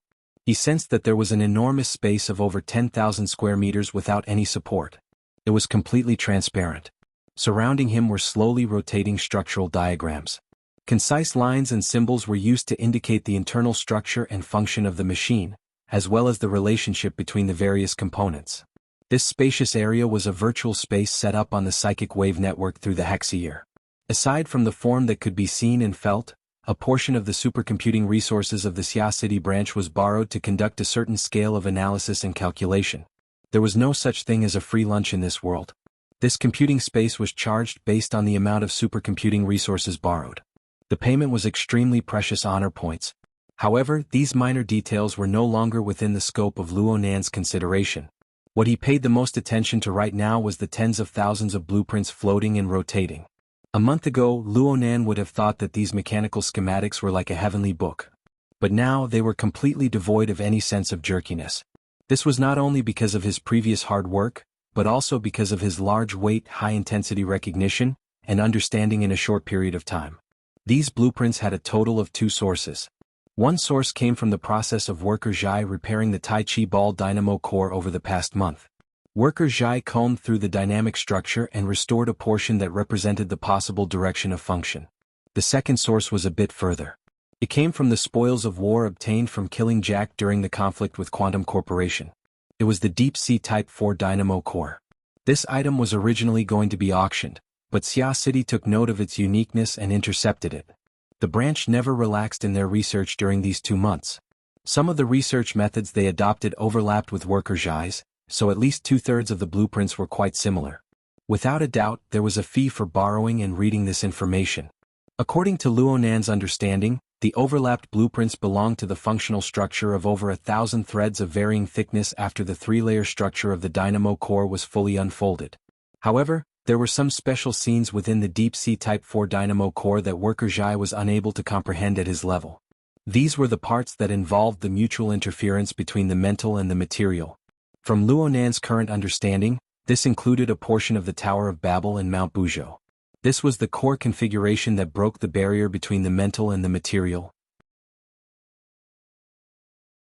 There was also a portion that involved a special structure that covered both the mental and material planes. When the Deep Sea Type 4 dynamo core was fully unfolded, there were some parts that could be felt, known, and measured on the material plane. There were also some parts that were built upon the foundation of the Tower of Babel and Mount Buzhou. This was something that scientific instruments could not detect. In terms of grade, the Deep Sea Type 4 should be at least 1 grade higher than the Tai Chi ball dynamo core. But then again, Worker Zhai's research was limited by his cultivation. It was difficult for him to detect more details in terms of mental and material interference, so he had to take this into consideration. Unfortunately, Luo Nan didn't have the physical Deep Sea Type 4 dynamo core with him. He was unable to conduct field tests, so he could only use his memories from 2 months ago as a comparison. But 2 months ago his insight and knowledge couldn't be compared to now, so there was still a lot of blank space to fill in. Also, of Luo Nan could not keep the Luo. Luo Nan opened his eyes. He held the plastic bag between his index and middle fingers, holding the dynamo core before his eyes. Under the illumination of the iron cover, a mysterious luster flowed on the regular rhombohedron, attracting his soul. Machine. In. But. Under the metal. And the regular that. Under. The ceremony was very simple. There was nothing mysterious about it. As the protagonists Xie Junping and Du Yong submitted their homework, under the witness of the nannies, children, and some religious residents in the orphanage. Then they were verified by Dean Vanta, the mentor of the order, and they were granted the identity of abstinence bearers in the order. President Wan Ta, on the other hand, announced the end of the ceremony after briefly explaining the concepts of material nature and order. Luo Nan even felt that Dean Wan Ta wanted to use this opportunity to let the children of the orphanage enjoy a delicious meal prepared by a certain hedonist of Xia City. As for Xie Junping and Du Yong, they were quite satisfied. They had experienced enough of the most powerful mysterious elements in the test before they officially joined the church, and they had also achieved tangible results. Mysterious plus effective equals devout. This formula was applicable in the vast majority of circumstances. More importantly, it was fine as long as everyone was happy. The ceremony and banquet were very casual. Luo Nan had more private time. He felt that there were too many children at the banquet in the main hall. It was quite noisy, so he walked around the other rooms of the orphanage.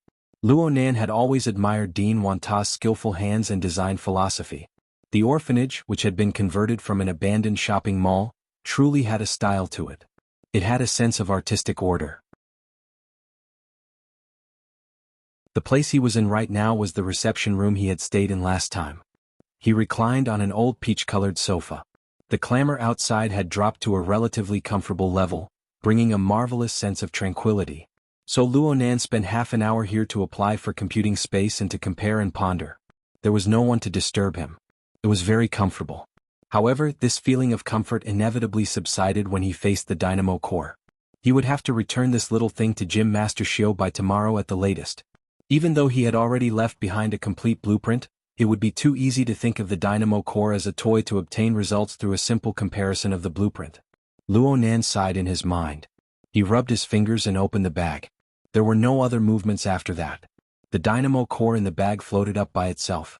It passed through the opening of the bag and floated to a more spacious area outside. Buzz. A deep vibrating sound entered Luonan's ears.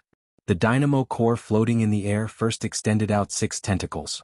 Then the tentacles branched off one by one, forming 30 secondary branches. And on a level that was hard to discern with the naked eye, there were 1,240 even finer filaments. They constructed a complex and dense network that was distributed within an area of a meter in diameter. Luonan's thoughts turned once more. His soul strength and the material plane interfered with each other, forming nearly incorporeal waves that swept through the area. The changes in its structure were absorbed into his heart lake. It was just as the mechanical schematic showed. The complex structure was undergoing changes all the time. There was practically no good way to confirm its functions one by one, aside from a supercomputer. Fortunately, Luonan never hoped that he could decipher the ultimate mysteries of the dynamo core in a short amount of time. Otherwise, he would be looking down on the research capabilities of the entire Earth's academic community. He just used this to dispel the last bit of his unrealistic fantasies. Then he concentrated his energy to search for a certain sign. A defective product. Just like us right now. A defective product. Us right now. Luonan cared a lot about Gym Master Shio's words because it involved his parents and loved ones, and because of the context and wording.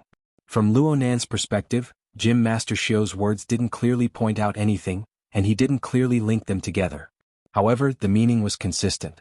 The main thrust of their discussion was the outline of human cultivation, and then they focused on the concept of the furnace.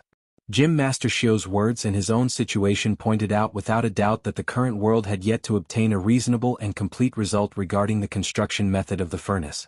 This included the extraordinaries who stood at the apex. Following this logic, Gym Master Shio mentioned the dynamo core, calling it a defective product. More importantly, there was the word, us, in his words. In light of this, Luonan could only believe that Gym Master Shio had made an analogy between the dynamo core and the ability users of the current world. At the very least, they were cultivators who touched upon the concept of the furnace. The dynamo core was a defective product. Ability users were also defective products. The defective products of ability users were due to the incomplete construction of the furnace. Then was the defect of the corresponding dynamo core also due to the defect in the structure of the furnace? Also, the defect was relative to the completeness. Where was the complete reference? Luonan observed the structure of the dynamo core from many angles, but how could he see through the mysteries within such a short time? As he was observing carefully, he sensed someone coming from outside. He was just about to put away the dynamo core, but a thought flashed through his mind and he didn't take the next step. A rhythmic knock sounded on the door and Luonan said, "Please come in." The door to the reception room opened and Dean Wanta, who wore a priest-like robe, walked in with slow steps. After entering the room, his gaze naturally fell on the structure of the dynamo core floating in the air. "Dean Wan, you've worked hard." "It's nothing. The children were just a bit noisy. They didn't disturb you, right?" "No. This really is a good place to find tranquility amidst the noise. It's quite suitable to think about problems. Nurse Wang even poured me some water." The two exchanged a few words of greeting, and Luonan gestured with his hand, inviting Wanta to sit wherever he wanted. Wanta sat on a recliner of the same color across from the sofa, his body naturally straight. One of them was so polite that it didn't seem like he was in his own territory, while the other was as casual and natural as if he was at home. It was a bit like the host and the guest had been reversed. However, both sides weren't people who paid much attention to superfluous formalities. They did things according to their hearts, and they displayed considerable respect. Wanta respected Luonan's privacy, and Luonan didn't keep it to himself. Instead, he completely presented the structure of the dynamo core in front of Wanta. This kind of magnanimity continued from the first time the two met. This was because they knew that the other belonged to the lawful faction, and the scope of maintaining order was different. Even if they weren't completely like-minded, there was no direct conflict of ideals. More importantly, they both hoped to carry forward their own ideals, to let more people recognize them, and to use them in a broader domain. Therefore, they could accept each other's teachings and they could compare notes with each other. Luo Nan preserved the structure of the dynamo core because he wanted Wanta to give him some advice. What's this? It's a headache. I hope Dean Wan can give me some advice. Okay, let me take a look. Wanta didn't put on a false front. He didn't waste words after taking a seat. Matter waves radiated from his body, covering the region where the structure of the dynamo core was located. Luo Nan believed that Wanta needed to observe for a period of time, but he clearly didn't understand the habitual thinking patterns of this instructor of the Order of Creators.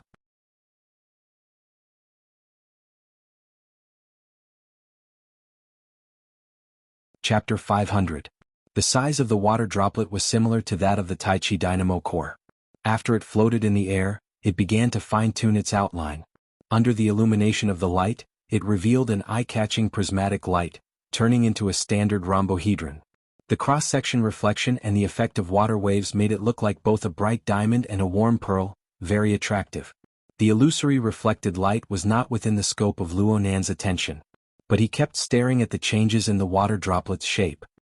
He looked at how the water droplet, which seemed to have no strength at all, drew its outline out of thin air until it was completely identical to the shape of the Tai Chi ball dynamo core. Was this the myriad pagoda's method of creation? Before Luo Nan could truly analyze it clearly, he saw an even more magnificent magical scene in the next 2 seconds. In an instant, the water was full of light. Thousands of illusory filaments bloomed, vaguely reflecting the light, like a cluster of translucent flowers. As the structure entered a stable state, the wonder disappeared as soon as it appeared. Luo Nan subconsciously sucked in a breath. Oh, sorry, it's still a little short. Wanta clenched his fist, and the water threads that had already dispersed instantly retracted, returning to their original water droplet form. He looked at the structure of the dynamo core, thought for a moment and asked, "Open the 3 layers one by one, right?" Luo Nan went, "Oh," and nodded. Then he came to a realization. His interference power changed, causing the dynamo core's fully expanded structure to recover, returning it to its original shape.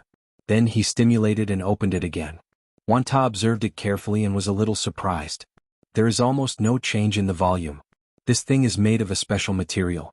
Maybe there is a change in its physical properties when it is folded. As he spoke, the water droplets were like the dynamo core, spreading out layer by layer. They no longer bloomed instantaneously like in the beginning, and the sensory stimulation was somewhat less. However, the inconceivable shaping and control power within was even more admirable. In a certain sense, Luo Nan could use interference power to construct fine structures, just like the condensation ring. Of course, he could also play with water. He had the soul cloak mode. Through the condensation ring, his divine will could fully interfere with the material plane. He could build a picture of the deep sea and even a wonderful space where water molecules were concentrated. But this method was used at the boundary between the mind and the material, between the virtual and the real. It couldn't be compared to the 10,000 pagodas creation technique, which embodied everything on a purely physical level. Luo Nan already felt that Wanta's methods were miraculous, but Wanta still felt that it wasn't perfect. He gathered the water droplets again and then reshaped them, as if he would never get tired of it. Luo Nan didn't tire of this process. His eyes stared fixedly at the sparkling and translucent model. This wasn't just a model. Luo Nan could feel that when the Wanta tower exerted force to maintain its form, this toy should be able to display similar functions to the dynamo core. Luo Nan sucked in another breath. He suddenly spoke a sentence. "Can you teach me?" Wanta didn't say anything. He just shot a glance at Luo Nan, nodded, and continued with his operation. Luo Nan didn't say anything more. He focused his mind and watched as the body of water blossomed like a flower, more and more perfectly imitating the structure of the Tai Chi ball dynamo core. The tentacles, secondary branches, and filaments split and expanded layer by layer, forming 3 relatively clear areas. It was more or less the same as when he first saw this scene. Luo Nan couldn't help but think of an essential factor: formatting theory. From the very beginning, Grandpa's formatting theory had deduced the visualization diagram, the structure of a tetrahedron with inscribed and circumscribed spheres. Luo Nan had already confirmed that this structure was closely related to the dynamo core. Whether it was the Deep Sea Type 4 dynamo core, the dynamic structure of the Tai Chi Ball dynamo core, or Jack's memories of the moment he transformed from an altered human to a burner, all of them clearly displayed this point. Luo Nan even guessed that the scientists researching the archetype format should have grasped this key point. For instance, the epic-making inventions like the burner and the format of fire. It was very likely that they had some reference. What about Grandpa? Where did his research originate from? At this moment, Luo Nan couldn't help but think of the external neuron coiled in his brain. That was also a dynamo core. Whether it was Luo Nan's emotional delineation or reality verification, both proved that this dynamo core was of a higher level than the other two dynamo cores he had seen. It was much higher level. At least from the current research materials, the other two dynamo cores didn't possess the function of hollow depository. They couldn't form the subtle configuration of the condensation ring, and they couldn't serve as the key to the building of gear that led to the clouds. But the focus of the current problem lay in the furnace body. If the dynamo core could be viewed as a mechanical system when combined with the visualization diagram, this was precisely the direction of Worker Zhai's research. Then, a mechanical system should have three basic parts: the motion department, the transmission department, and the work department. The motion department was most likely the location of the furnace that Gym Master Xiao spoke of. Luo Nan didn't expect to find a complete power source from the dynamo core. It didn't conform to the law of conservation of energy if it relied purely on the dynamo core to generate energy. Even a reactor needed to add nuclear fuel rods. The powerful power possessed by cultivators was produced through the human body's absorption of food and other resources. A higher level could be explained as the mutual interference between the mind and matter, drawing special energy from other dimensions. From this point of view, the truth of the so-called furnace should be the integration and utilization of external resources. On this point, all three dynamo cores had shown their worth. The Tai Chi Ball dynamo core absorbed external force. The Deep Sea Type 4 dynamo core absorbed the energy of the Deep Blue Walker's energy storage when Jack controlled it. The external neuron displayed its astonishing ability first, drawing electricity from the energy center of gear. Of course, they all went through a transformation process. Luo Nan hadn't been electrocuted to death by the high-voltage electricity. Gym Master Xiao had also said things like, upgrade step by step. Therefore, the standard of a furnace should be to convert external resources into a higher form of energy to achieve efficient utilization. Which one is more efficient? The Tai Chi Ball dynamo core could carry a metal ball that weighed several hundred kilograms by storing and transforming the external force of a strike. The Deep Sea Type 4 dynamo core allowed a cyborg like Jack to generate the format of fire and break through the barrier between the spirit and the material. As for the external neuron, it was even more inconceivable. It opened up a void chamber that could accommodate soul power, and it could change its form at any time to serve as a medium for the interaction between the spirit and the material. Of course, there was a difference in abilities. If Luo Nan were to rank them, the external neuron would undoubtedly be ranked first, the Deep Sea Type 4 dynamo core would be ranked second, and the Tai Chi Ball dynamo core would be ranked last. But there were far too many details that Luo Nan was unable to make clear of. He was unable to draw the conclusion that this was a defective product. If he could complete the three dynamo core models and make a direct comparison, he might be able to find out where the differences and flaws were. This was the reason why Luo Nan wanted to learn the Wanta method of creation. Defective product. There had to be a reason. A moment later, Luo Nan flipped open his notebook and lit up the flexible e-ink screen. His gaze rested on a dark gray app icon on the main interface. This icon was in the shape of a tetrahedron with an inscribed circumscribed circle. It was the classic visualization diagram of formatting theory. Right now, it was displayed as an incomplete download. The icon appeared at the end of September, after his confrontation with the human-faced arachnid at the Limestone Water Village pub. It represented his progress in analyzing the Wraith sign or the order framework behind it. Sometimes, it also represented the progress of his cultivation. However, ever since the incident at Frost River Reality, the progress of the icon's analysis had been stuck at the subtle number of 99%. It had remained stagnant. Even though Luo Nan's cultivation had made tremendous progress during this period of time, his level of understanding had continuously increased, and his development of the Wraith sign's abilities continued to deepen. The icon still had no reaction. If Luo Nan were to consider things from his previous perspective, He could only believe that his understanding of the Wraith sign and the order framework involved in formatting theory had not made any fundamental breakthroughs. But now he could not help but consider things from a different perspective. Was there a problem with the dynamo core itself? Luo Nan grew more and more impatient to learn the method of creation. However, the most important thing was to discuss the mysteries of the dynamo core structure. As the water bead's mimicry gradually approached perfection, Luo Nan and Wan Ta began a corresponding discussion. Differences and arguments were unavoidable when it came to the details. We must consider the factor of materiality. The structure is the most crucial. Forgive me for speaking bluntly. You are running away from an unfamiliar domain. But I feel that we must first find the right entry point. And Dean Wan, I believe that it is a bit biased to be completely bound to the material plane. The voices of the two grew louder and louder.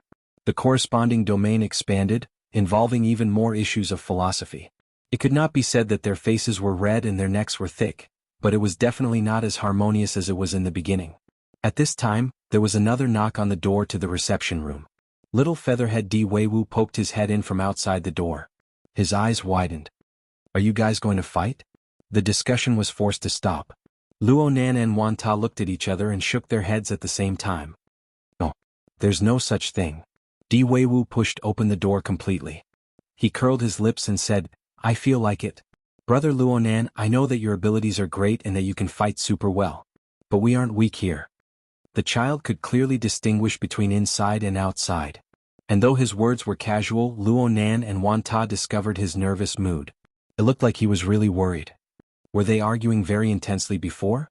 It was likely that the discussion would not succeed today. Luo Nan smiled at Wan Ta and put away the dynamo core. He was just about to pacify the child when a directional message came over from the Hexaear. The Society's guardian target, Sleeping Beauty, has gone missing. Please confirm and assist in the search. Ha! Luo Nan had yet to completely understand what was going on when another call came in. The caller was He Yuan. Mr. Luo Ruiwen has gone missing. She disappeared from the intensive care unit 2 minutes ago. Disappeared? Ruiwen? Luo Nan's brain was a bit unable to react. Isn't her disappearance very? Luo Nan was a bit stupefied. It must be said that Ruiwen was the freest star in his closed system. Even if she was lying in a hospital bed, her physical position was clear. She would appear and disappear in the projection of the format pyramid and the living starry sky. She would suddenly disappear for a period of time. She was uncontrollable. This was a situation from the beginning. He was used to it.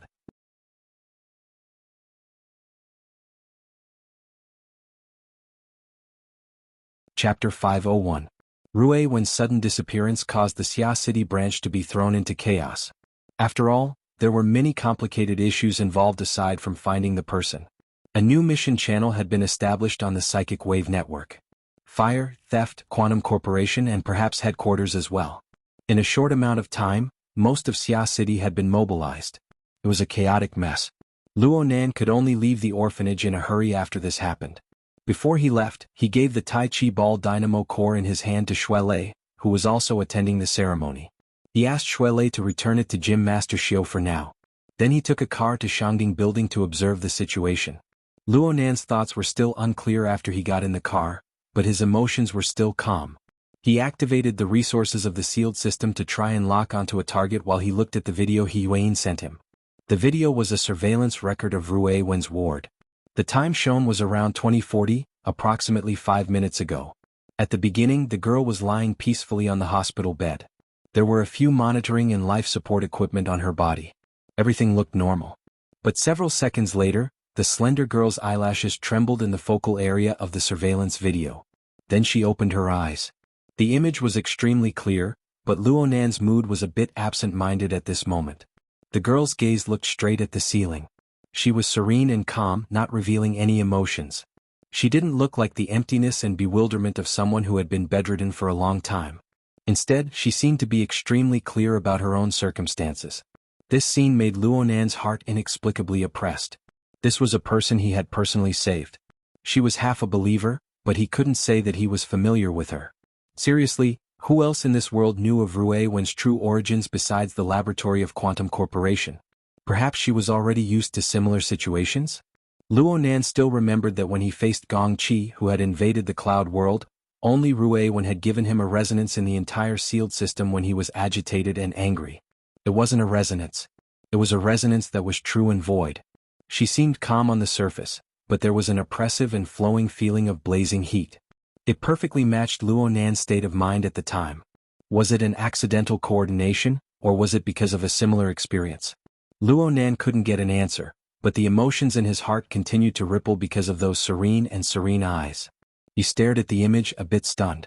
At this time, from the surveillance screen, it could be seen that because of Ruewen's sudden awakening, the inside and outside of the monitoring room were also in a mess. Some medical staff opened the door and came in, wanting to do a further examination. It was conceivable that there would be more people rushing over from the outside. At this moment, the originally clear image suddenly blurred. In reality, it wasn't that the image was blurred, but the reality it reflected was blurred. On the sickbed, Ruewen was like an illusory bubble. She flashed in the middle of the distorted light and shadow, then disappeared without a trace. In just a tenth of a second, the hospital bed became empty. All the tubes were loosened, and the nutrient solution dripped onto the bedding. There were still traces of a human figure pressing down on the bedding. Such a way of disappearing? Luo Nan was a bit stupefied for a time. He hurriedly rewound the surveillance video to watch. The second time he felt a little more confident. His body and soul fused into one. This was precisely Ruewen's forte.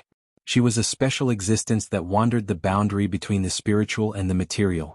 At that moment she was completely an incorporeal spirit. Naturally she could leave as she pleased. If she could leap into the deep spiritual plane of the Abyss region and the polar domain, even President Ouyang would have a hard time keeping her here. It was easy to say, but the more Luo Nan understood the know-how within, the more he felt that Ruewen's actions had already completely exceeded the scope of the ordinary concept of supernatural power. The mutual interference of the material and the mental was understandable, but a complete transformation. How in the world did she accomplish this? Luo Nan didn't invest too much energy into this question. In any case, it was impossible for him to figure it out in a short amount of time. Compared to these technical matters, he was more concerned about Ruewen's current thoughts. Why did this experimental girl, who resonated with a corner of his mind, leave? Where did she want to go? What sort of attitude did she have toward these people, especially him? He sat in the back of the off-road vehicle. His hands were pressed together in front of his mouth and nose, concealing his facial expression. He was even more focused, paying attention to the changes in the living starry sky at all times. Where was she? Where was she? The vehicle had already entered Xiqing district. It made an oblique turn heading toward the Lilan district. But then Luo Nan suddenly stood up. Wait a moment. Let's go order some wine. Beside him, Qin Ikuan turned his head in astonishment. Which one? Luo Nan's eyes seemed to be closed, but his other perspective within the living starry sky became clearer and clearer. Correspondingly, the resplendent stars shifted their positions, bringing slight ripples to the closed system. Linhai District. Huaying West Road. Dingyang Bar. Hurry up. God borrowed the rearview mirror to glance over. He swung the steering wheel lightly, and the vehicle left autopilot mode. It turned onto another magnetic rail highway, and its speed suddenly increased. Emoya walked out from the back door of the bar. She used a wet towel with makeup remover to wipe off the makeup on her face. There was a wind gap in the back alley. The fine snow powder was like flying knives, whizzing as it struck her face. Emoya felt that this kind of weather was quite refreshing. But her companions in front of her had already shrunk their necks and were fighting to be the first to board the nanny van. Behind her, the new trainee agent cum Star Scout, Meng Fei, had long since taken precautions. She wore thick winter clothes that were simply prepared for trekking in the wilderness. But when she put it on her body, her originally stocky body became even rounder. She really didn't have half the graceful bearing of a business elite. However, she had come to learn from Luo Nan and to freeload a meal.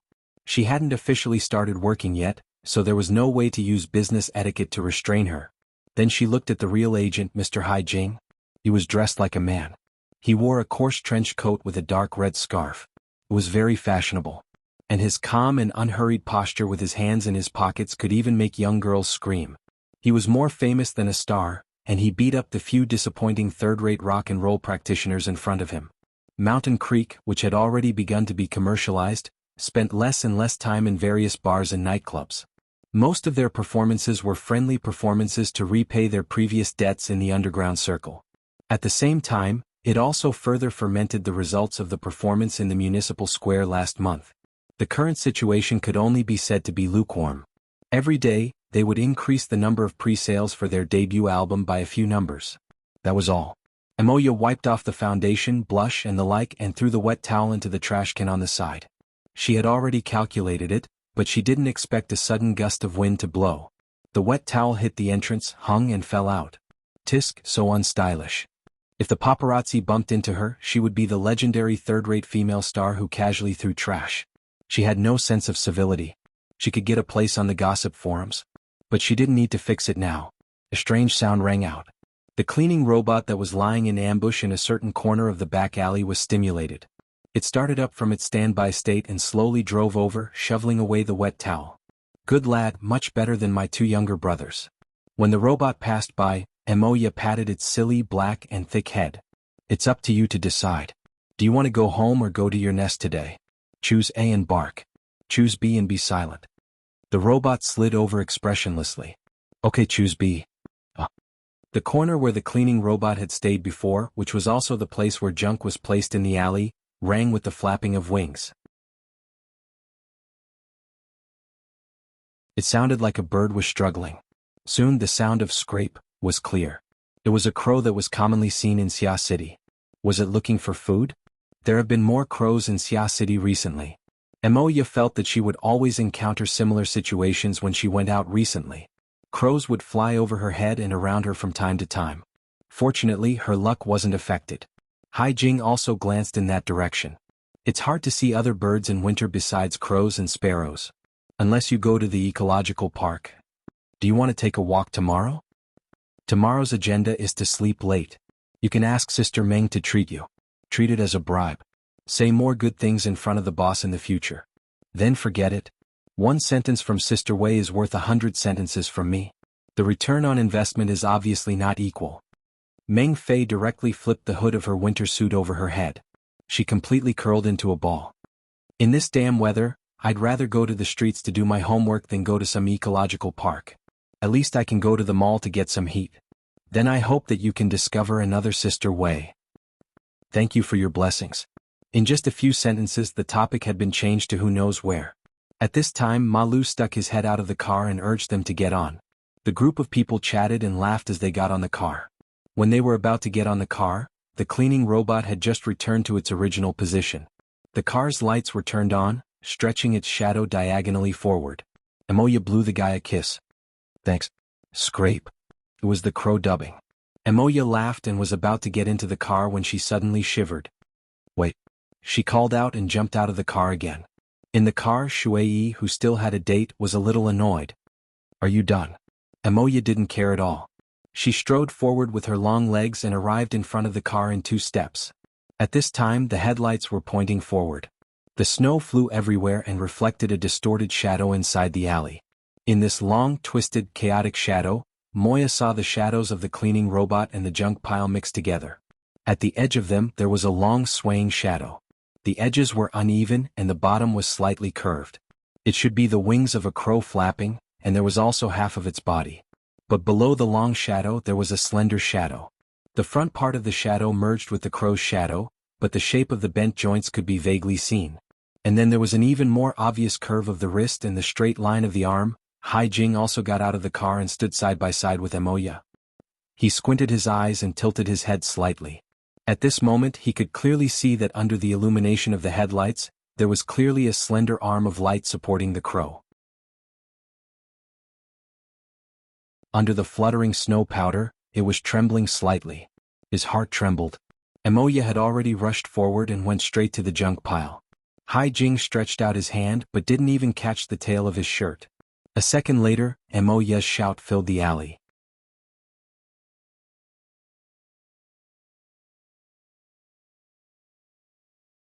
Chapter 502. Long Chi came out of the nightclub wearing a thin cashmere sweater with a high collar. Even with the casual suit hanging on his arm, his clothes were a season different from the others.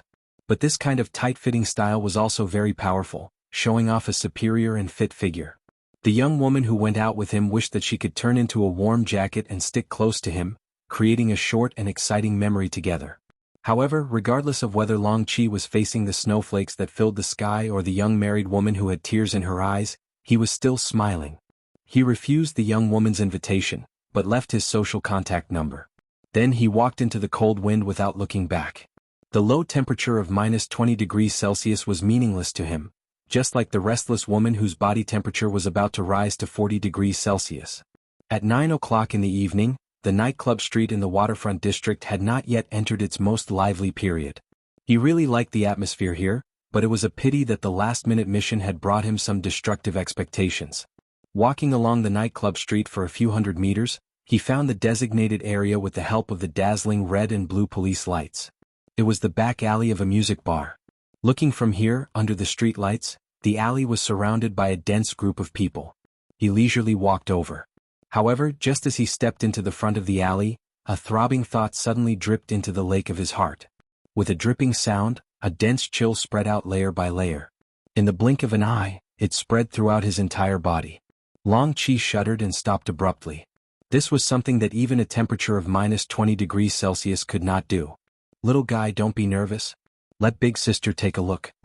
In the alley, Emoya took the risk of being hit by the crow's wings. She crouched down and got closer to the child. The child is thin. This was Emoya's first impression. The child was wearing a loose hospital gown. His hair had probably not been taken care of for 2 to 3 months. It hung over his forehead and covered half of his face. Under the shadow of the pile of junk, the crows, and the onlookers, the fragments of light that shone and made his face appear even thinner and paler. It was inevitable that he looked a little gloomy. This made the child appear a bit more mature. But with Luo Nan as a reference, his actual age should be about the same. Maybe a bit younger. 14, 15? Emoya tried to confirm if the child had any identification such as a bracelet on him. Under normal circumstances, in order to make it easier to live in this society, even children who were completely incapacitated would wear identification cards and the like. But after looking around twice, Emoya did not find any similar equipment. But what was the meaning of the hospital gown?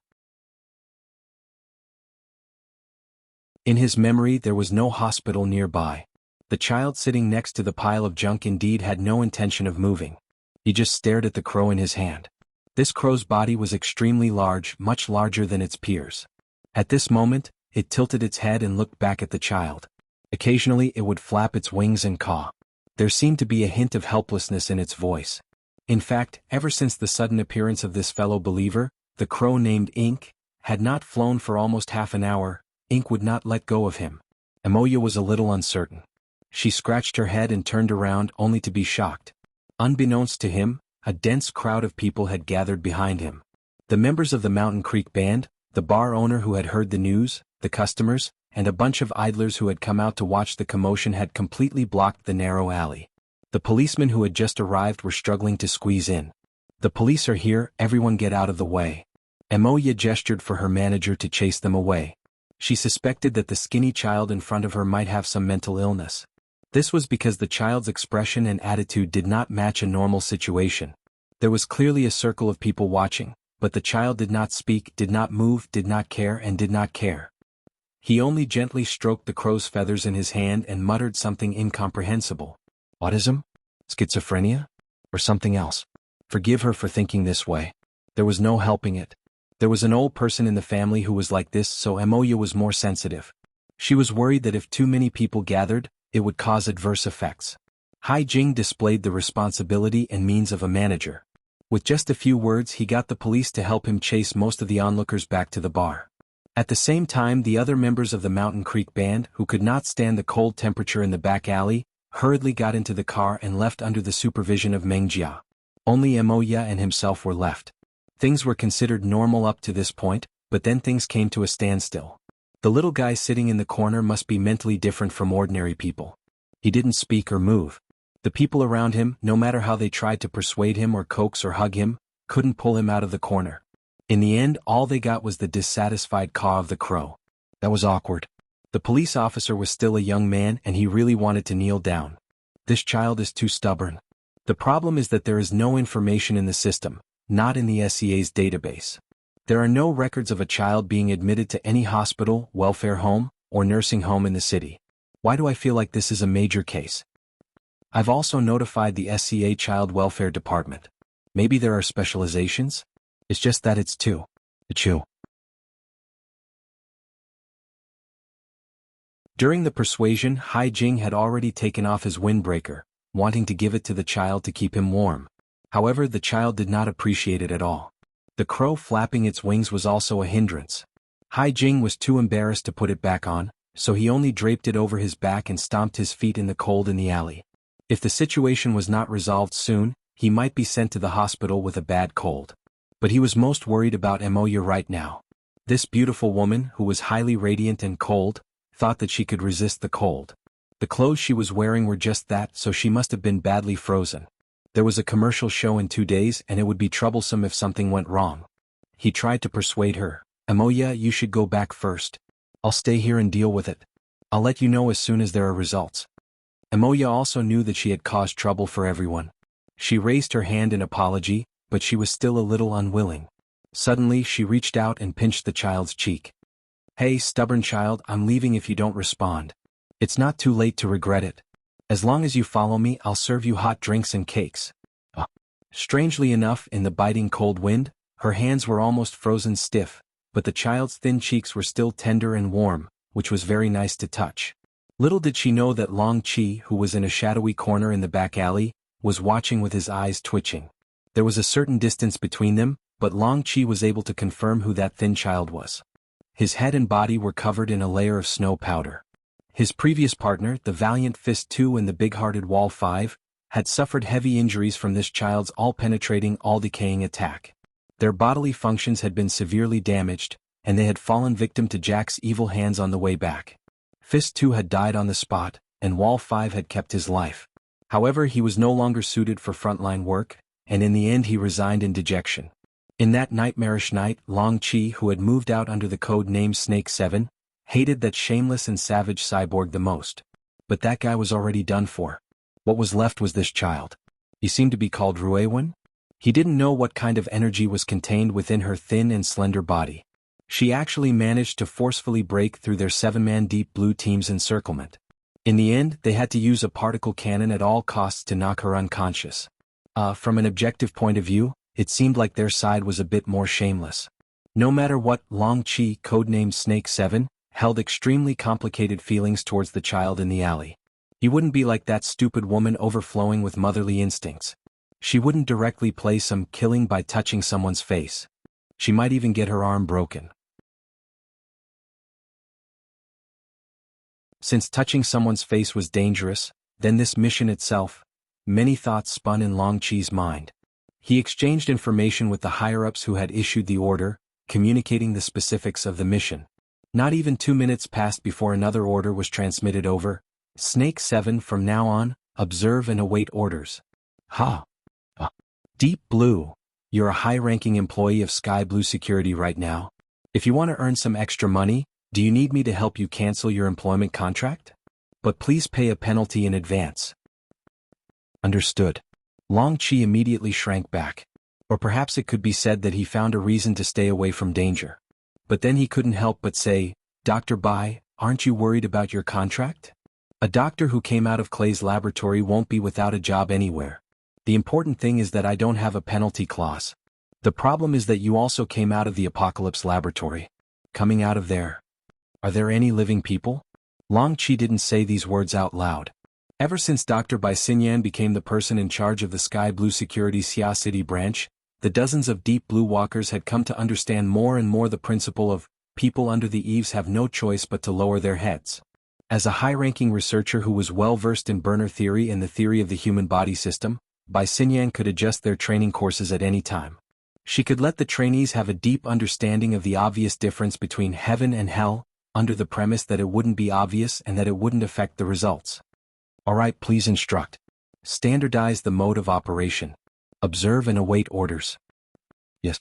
In the official operations of the Deep Blue Walkers, skipping ranks to command was a matter that was explicitly forbidden. Long Chi only needed to set the information reception to combat readiness mode, and then he could only accept combat orders from his direct superior. Of course, this also meant that the other command that was still clamoring in his ears right now would be completely blocked out. Long Chi hesitated a bit. Should he directly feign ignorance towards Deep Blue, or should he inform them? At this time, a car came to a stop on the other side of the alley. Someone opened the door and got off the car just as it came to a stop. The alley wasn't long. Long Chi borrowed the streetlight to clearly see the person's face. And the other person's penetrating cold gaze swept over a hair's breadth. It was at this moment that Deep Blue became much more anxious. Long Chi, are you listening? Reporting the target situation. Follow-up support is already on the way. Hello. Hello. Support my ass.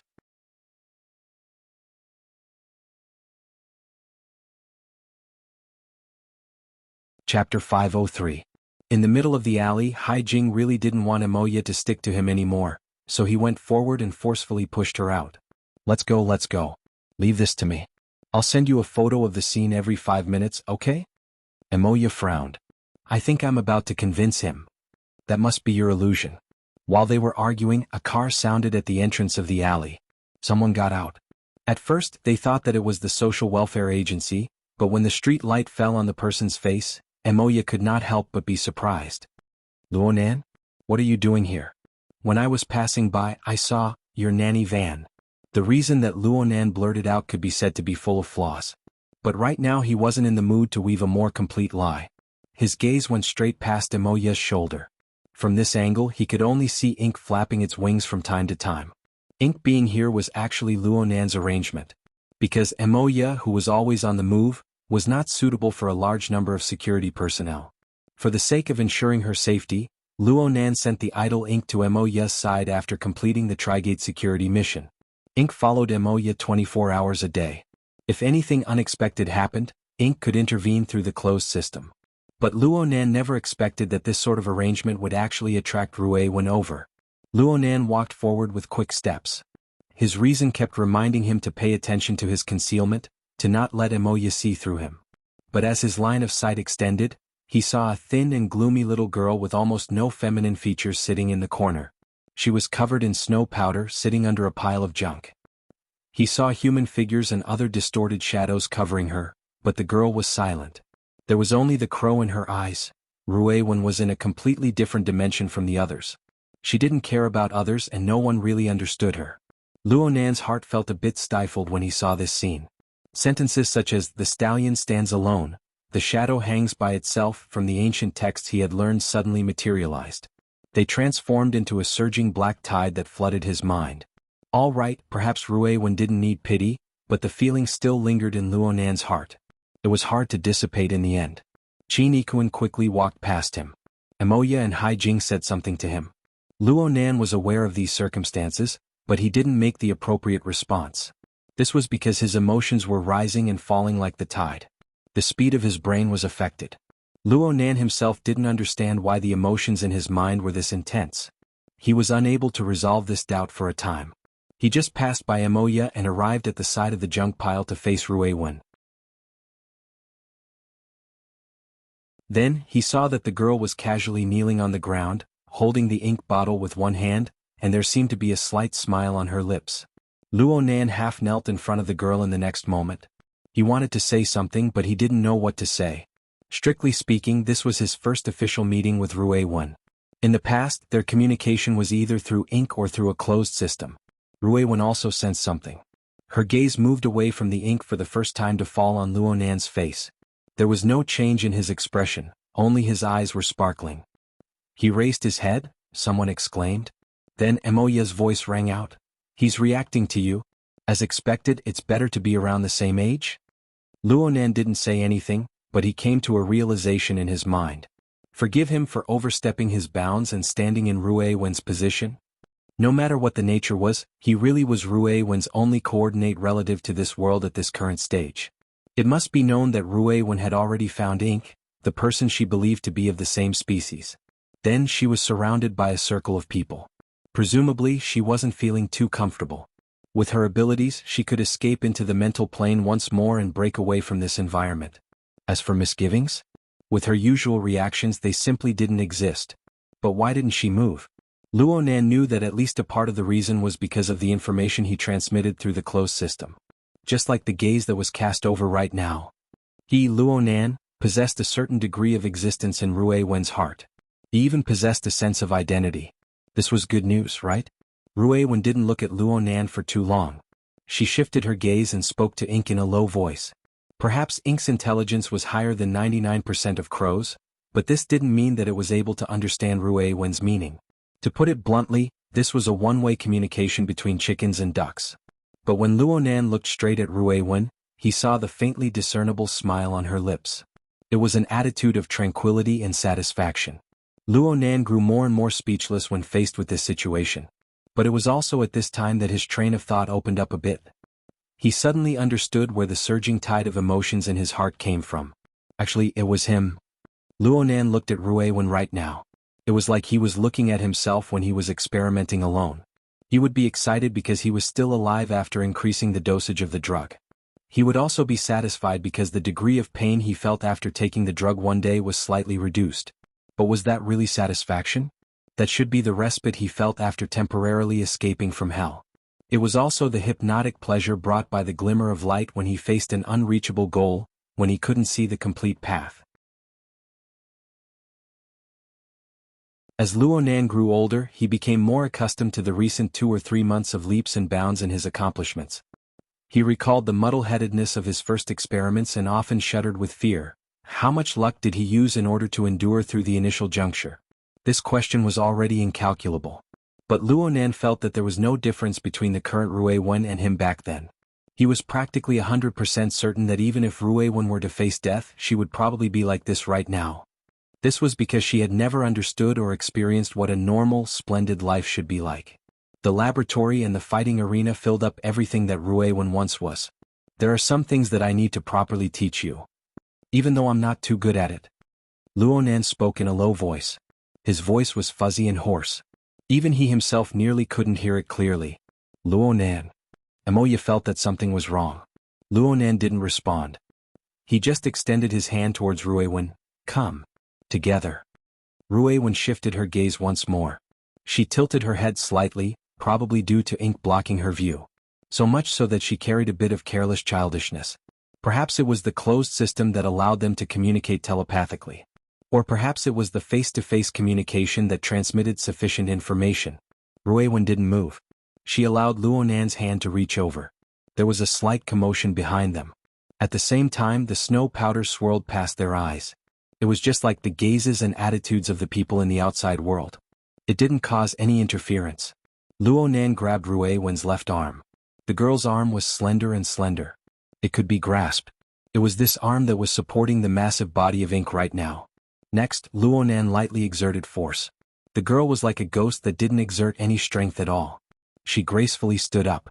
A thin layer of snow powder slid down from her shoulder. Some of it landed on the wrists and arms of the two, quickly melting away. Although not many of the surrounding people understood what was going on, they still let out a breath of relief. Only Luonan felt the pressure in his heart grow, even though he didn't use any strength in his hand. From this moment on, the connection between him and Rue Wen was no longer illusory. Instead, it was a carrier that truly merged with reality. All the people in the know, the onlookers behind them, the people with ulterior motives hidden in the shadows, and the fellows who were hiding their heads and showing their tails were all witnesses. Mr. Luo. Yuan took the initiative to communicate with him. What she said was very realistic. For the sake of safety, let us take over right now. Luonan just needed to nod his head, and the Xia City branch would shoulder this burden. The Iron Triangle formed by President Ouyang, Old Yu, and Her Majesty Empress Wu would be one of the most headache-inducing combinations in the world. The impenetrable wall they constructed was enough to make those with ulterior motives break their heads and bleed. This was, without a doubt, the most reasonable choice. However, Luonan couldn't help overstepping his boundaries. He tried to consider things from Rue Wen's point of view. Should he let her return to the intensive care unit? Or should he watch her over and over again in the snowy night with a crow as her companion, talking to herself in her own world for all eternity? This wouldn't do. I'll accompany her for a while. Luonan himself didn't have a clear understanding of what "a while" meant. As a non-security personnel who needed a bodyguard to protect him, there were many things he didn't have a sufficient position on. Let's just say that he had a childish illness. Luonan needed to clearly understand his own responsibilities and obligations. They were right before his eyes. Otherwise, this illusory courage and responsibility, which might have arisen from impulsiveness, might be crushed by the heavy pressure behind him. It would be hard to leave a trickle behind. He Yuan didn't respond immediately. She seemed to be weighing the pros and cons. This reaction startled Luonan a bit. Could it be that He Yuan was once again indulging his willfulness out of habit? Or could it be that his proposal had a benefit that even he himself wasn't clear about? Luonan didn't understand for a time, but this gave him the confidence and reason to continue persevering. We'll be together. I can't speak of anything else, but at the very least in this world, a fellow who can do something unfavorable to us and catch us unprepared has yet to be born. Luonan really didn't have the face to say these last words. But in this moment when his thoughts were clear, he really did do something. Ink was a bit restless. It flapped its wings, and this time the force restricting its flight suddenly disappeared. It flew into the air as if relieved of a heavy burden, circling above the alley. But at this time, the snow powder floating down from the sky suddenly became much more sluggish. Icy cold liquid seeped in through the gaps between Ink's feathers. It was very uncomfortable. In the shadows of the alley, Long Seven was under Qin Ikuan's near face-to-face surveillance. He behaved like an ambassador of peace. His entire body didn't make any unnecessary movements. But at this moment he subconsciously raised his head. The water droplets hit his face and immediately turned into ice. The cold penetrated into his bones. It was unknown when, but the fluttering snow powder transformed into a special form between ice particles and water droplets. Was it hail or freezing rain? You're tuning in to the Han Li's Wuxia Adventures YouTube channel. We're so grateful for your support, and don't forget to subscribe to join us on this incredible journey through captivating stories. Your generosity through donations truly makes a world of difference, as it's the primary source of revenue that allows me to expand and enhance this channel for you. Thank you from the bottom of my heart for being a part of this adventure.